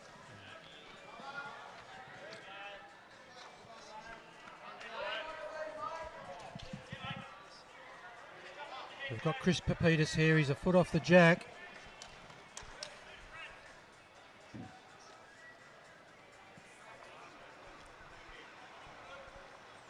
And Daniel might well be thinking that, geez, these other rinks are coming here, and I might need to extend this lead. And this is what Zane was talking about before, that the whole thing is then you have to look at the overall picture, the aggregate picture, not just your own rink. And obviously, while Daniel's got a pretty good lead there, by adding a couple more, that's going to help overall. So overall, it's Karingal by 8. Oh, sorry, Kerang by 8 over Karingal. He's only just got to keep playing his normal game, whereas the opposition, who are behind, they're really the rink that should be hurrying up to get off the green. Yep. So that the others know what they've got to do to try and retrieve the situation.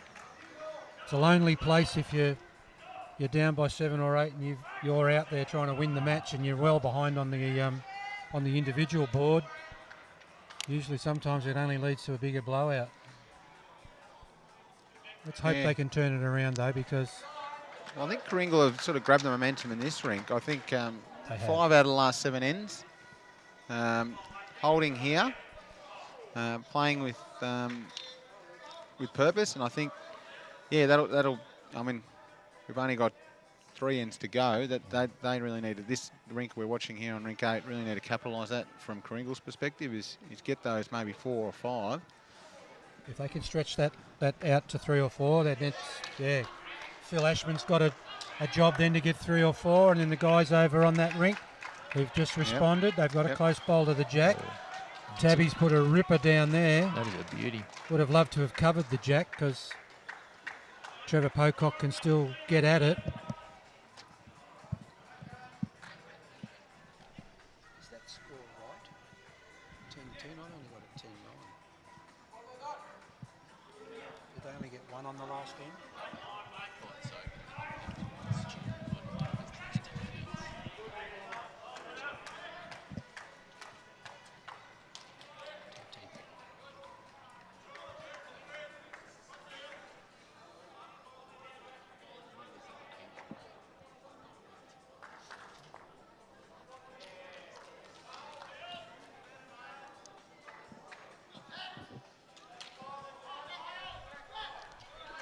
Lyle Taberner with another well-weighted bowl. 2 rippers. They're holding 5 now. This is game on. That's a big. That brings a huge complexion over the game, and they should be letting the other rinks know that. Yep.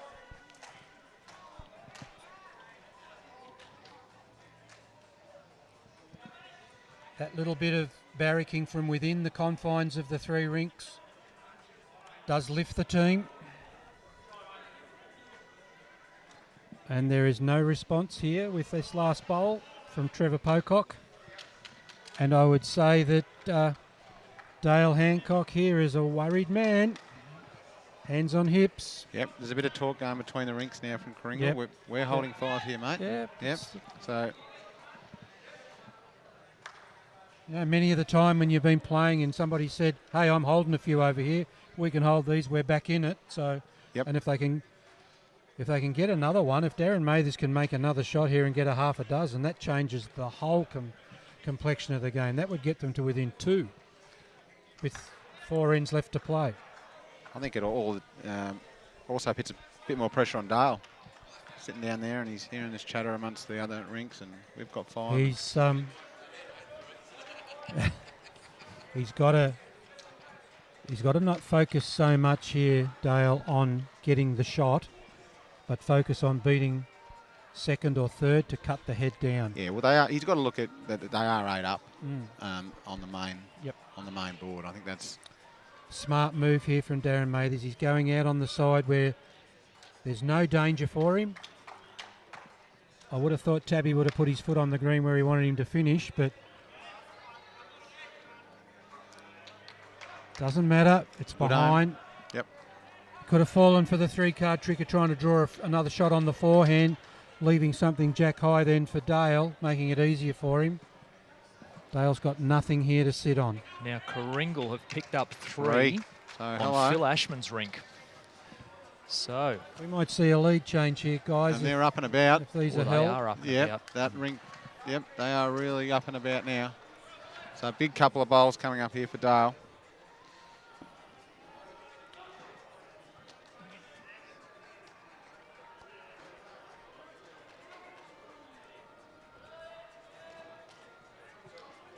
That looks to me like it's not badly pointed. Too bad. Wow. What a shot. Measure for shot. But it's not a hard, I wouldn't think it's a hard shot to get around that bowl coming in and try and sit that bowl over. There are high 5s, low 5s, all sorts of 5s. The only 5 that's not happening was the one that Karingal just had. Well, that's a huge bowl. Yep. And that's what you have to do. That's what the skippers get paid the big dollars for.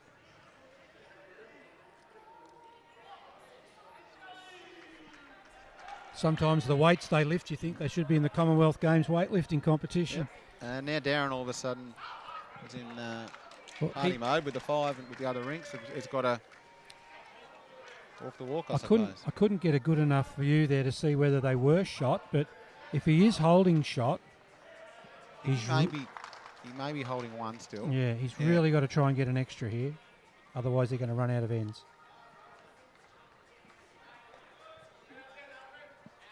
He's interested. He's very interested. Yes, what a shot. He's made 2. He's made 2. I think he was fancying that to come down and sit that bowl through to make a bigger count, but as I said before, he can't afford to waste a bowl from here.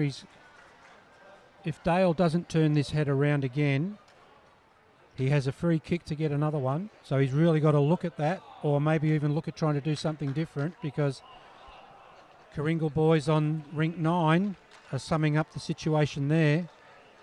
Yeah, they've nearly stopped. And you get to this stage of the game, and you do find that, the rink next door is nearly stopped. They want to see what happens here, and they vice versa, and you know. I think both of these 2 teams are more or less going to be playing their last end simultaneously, so we may see some in-depth conversation on the rink between the skips and the thirds in determining what the best shot options are. does a team manager come into this, Graeme? Would you? The team manager's got to be mindful of the overall situation. Yeah. So should he really should be getting in there and instructing? Well, In terms of who he wants, would he have a preference of who he wants on there last, or is that involvement? I don't think he can control it to that extent because that would nearly border on delaying play. But he has to be astute in regard to the overall situation with the adding up of the cards. Sometimes you might see a rink scoreboard. So 2 to Karingal. That might not be 100% accurate. The neighbouring rink, that is. Okay. Sorry, Grant. If the it's the score cards you go by. Yep. Darren, he's got 2. So 2. That could be. That could be one behind now. Yep.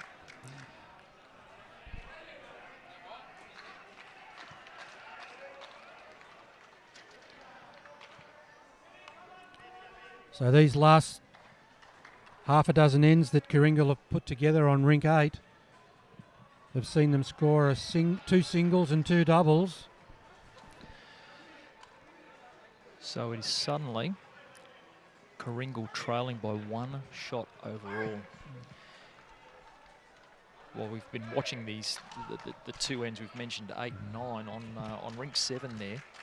Phil Ashman picking up a very important 3 shots in previous end, and that's put them right in the mix here too. So it seems like some of Phil's family are watching the telecast. Well, Dad's playing a ripper by the looks of things.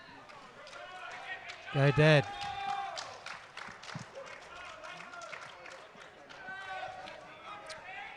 Two front touches here from either leads of either teams could set this game up for the final result.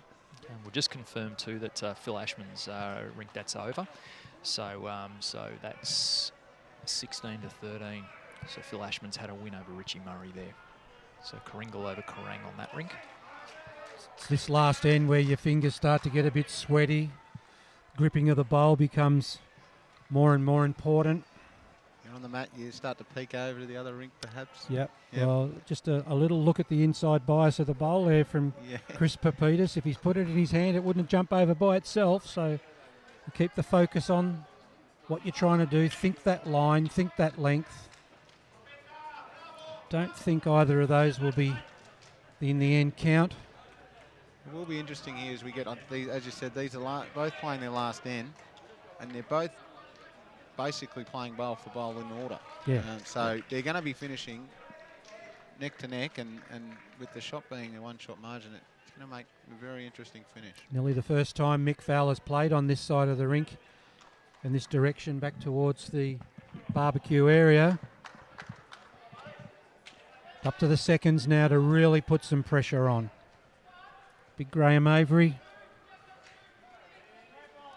Let's hope he's got the right measure with his bowling arm on this occasion. And he can drop something right on it.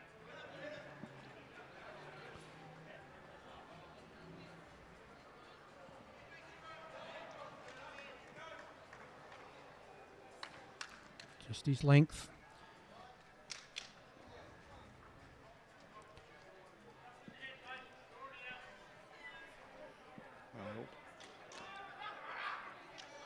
Bit of attacking going on the other green. Kerang had 2 pretty much right on the jack, and Karingal have not hesitated in having some weight at that with their second playing weight, and opened it right up over there. So we've just had the 10-minute warning for the time limit. We're going to fall well inside that. Even if they killed this end, they'd be able to restart it. So, which is another option when you're looking to try and win a match.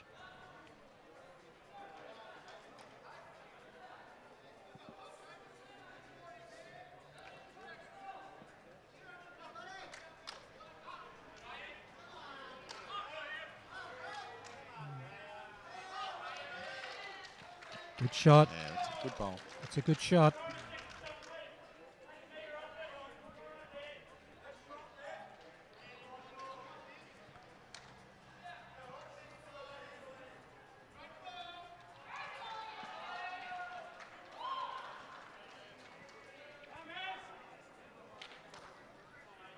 Barry Theobald coming in. Just short of a gallop.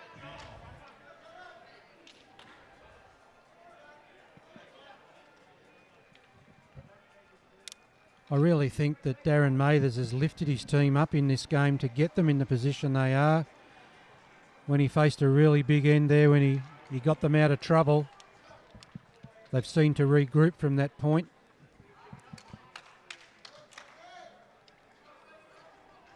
Lyle Taberner just the man to apply the pressure here. The heat's on now. Lyle's come to play. I'm not convinced that that'll be the shot at the end of the end, though, because it's still open there to sit that bowl or trail the jack.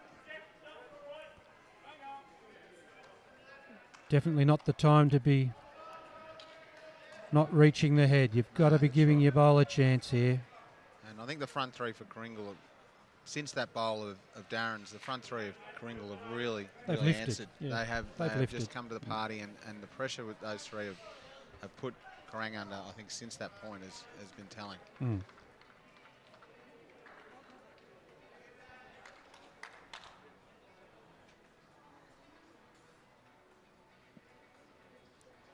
Seen Lyle Taberner and Lee Schreiner play pairs together with Lyle leading, and he's just like a machine. Machine 1 and machine 2. Perfect position. Yep. You would not want either of those two back. They're spot on. Trevor Pocock, pressure on him to try and turn this head around for his skip.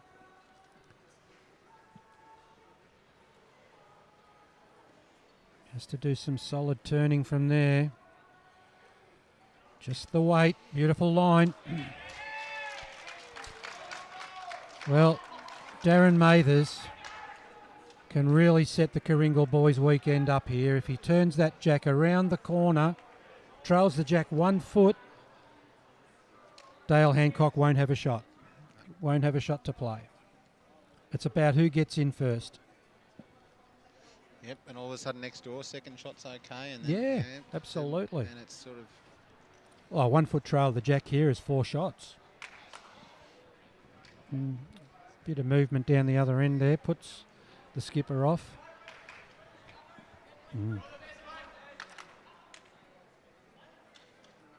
I'm glad we didn't have Darren Mike then. Tight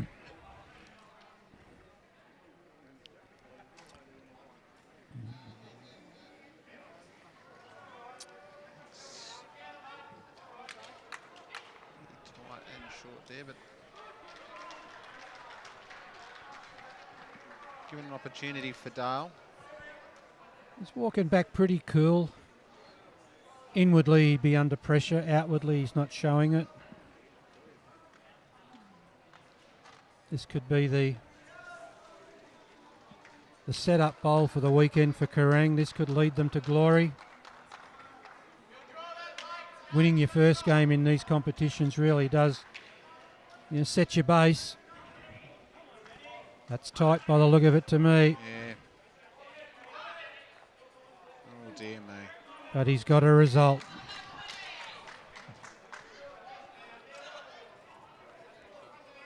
Luck starts when you reach jack high, and that had every intent of reaching jack high. Wouldn't have got that if he was short. Miles called him up to the head here, and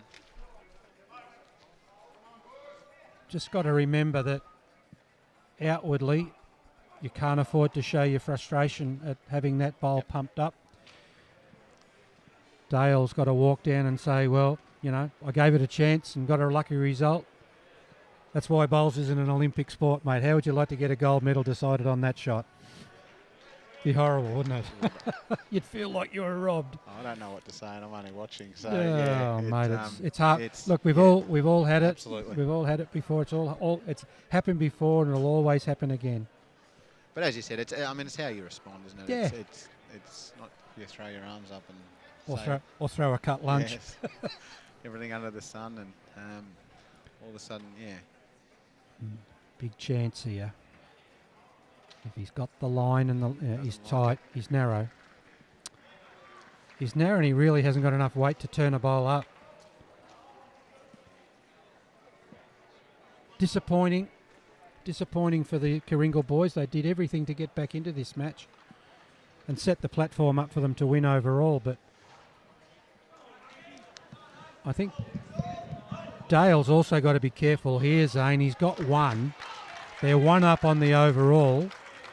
So I think Karingal are holding 2 over in the next ring from what I can vaguely see from here. I thought the jack was in the ditch and Kerang was sitting on it. There's a ditch marker on the bank. Yep. I think Kerang have got the shot in the ditch. They're definitely comfortable here. But as it's sectional play, the extra shots can come into account back at the end if the section points are the same. The jack. Oh, right, okay. The jack, yeah. No. Karingal are holding a couple next door. The jack is not in the ditch. Oh, they're not. Oh, so it's just the one there. Okay, what we'll do Kerang got the shot. When we finish with this shot from Dale Hancock, we will try and switch over to the other rink and bring you a very exciting climax of this match. So let's just keep an eye on this one for now. Looks to me like there might be only one bowl left in the match. Yep. There's two. Two bowls to come. The opposite rink there, and that is other skippers sitting up there with Daniel Baker v John Huxtable. Now, how are we going here? One shot here. One shot, so they are measuring for second. Are they? Our favourite's just one, but the angle is not great from here, but there is a measure going on for 2. Pretty sure it's 1 to Karingal there. Second shot. So just one. Just the 1 to Karingal. Kerang. So Kerang up by 2. Depending on what happens. Kerang are over the line. Yep. On rink 9. Yep. And we'll just keep an eye on what's happening here on rink 9. So just Kerang up by 2 overall. I think that's over. Yep. I think that'll be enough. Karingal might be holding the 1 there, but it's not going to be enough. Certainly close for... Yep, so...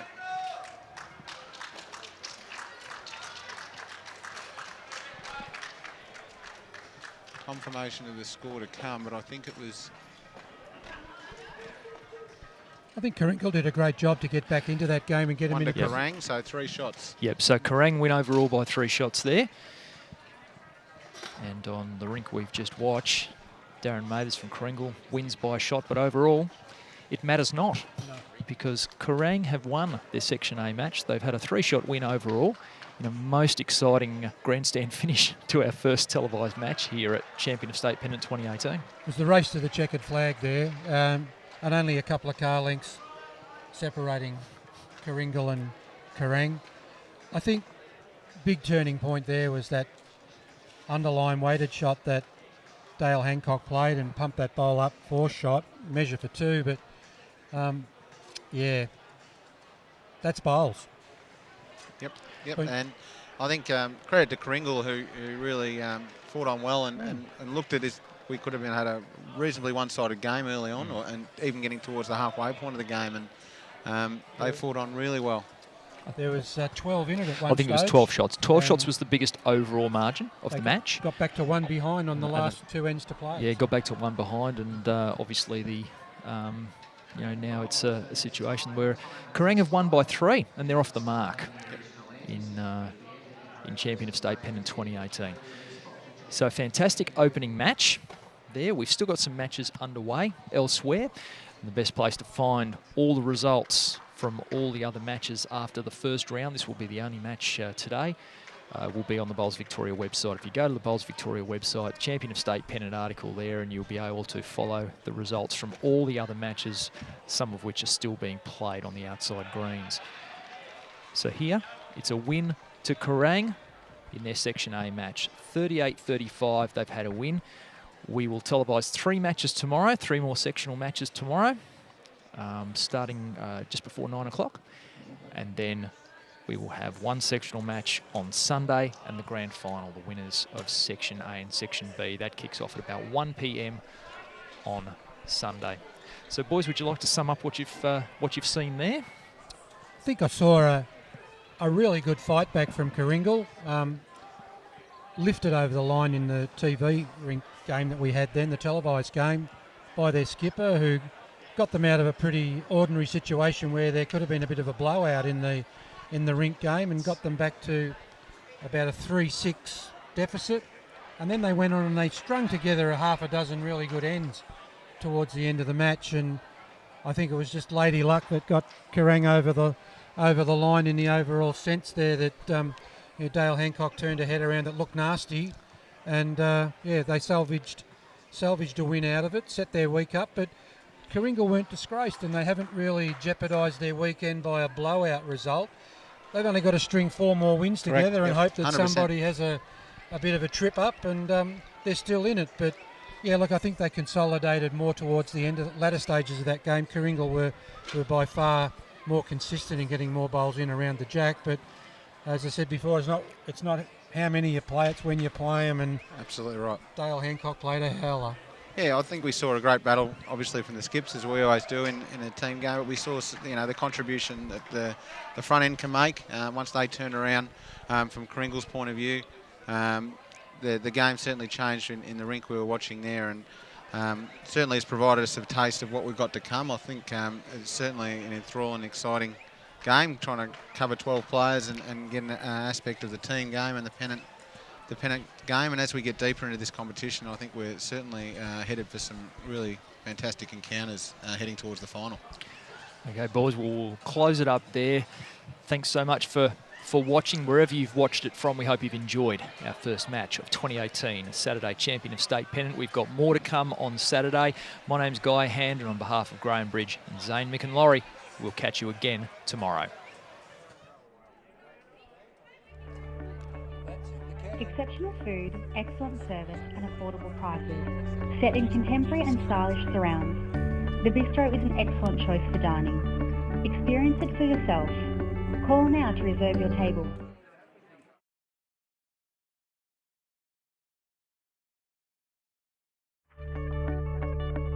Exceptional food.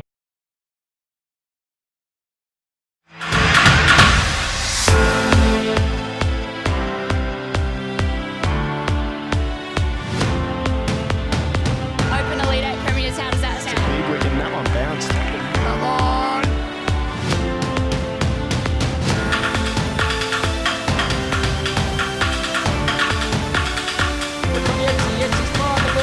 The drivers have been safe to the top.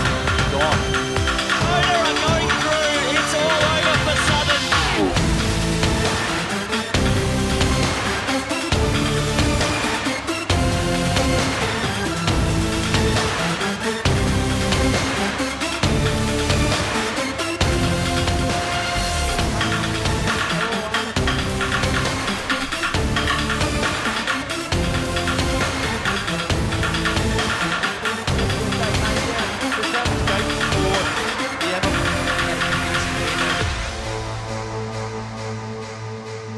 He's out. Gillum Jones is out. Can it get over the top of Anderson? Get over Cracks all the way Anderson. back in. It It is. does. And he's locked in. What a goal!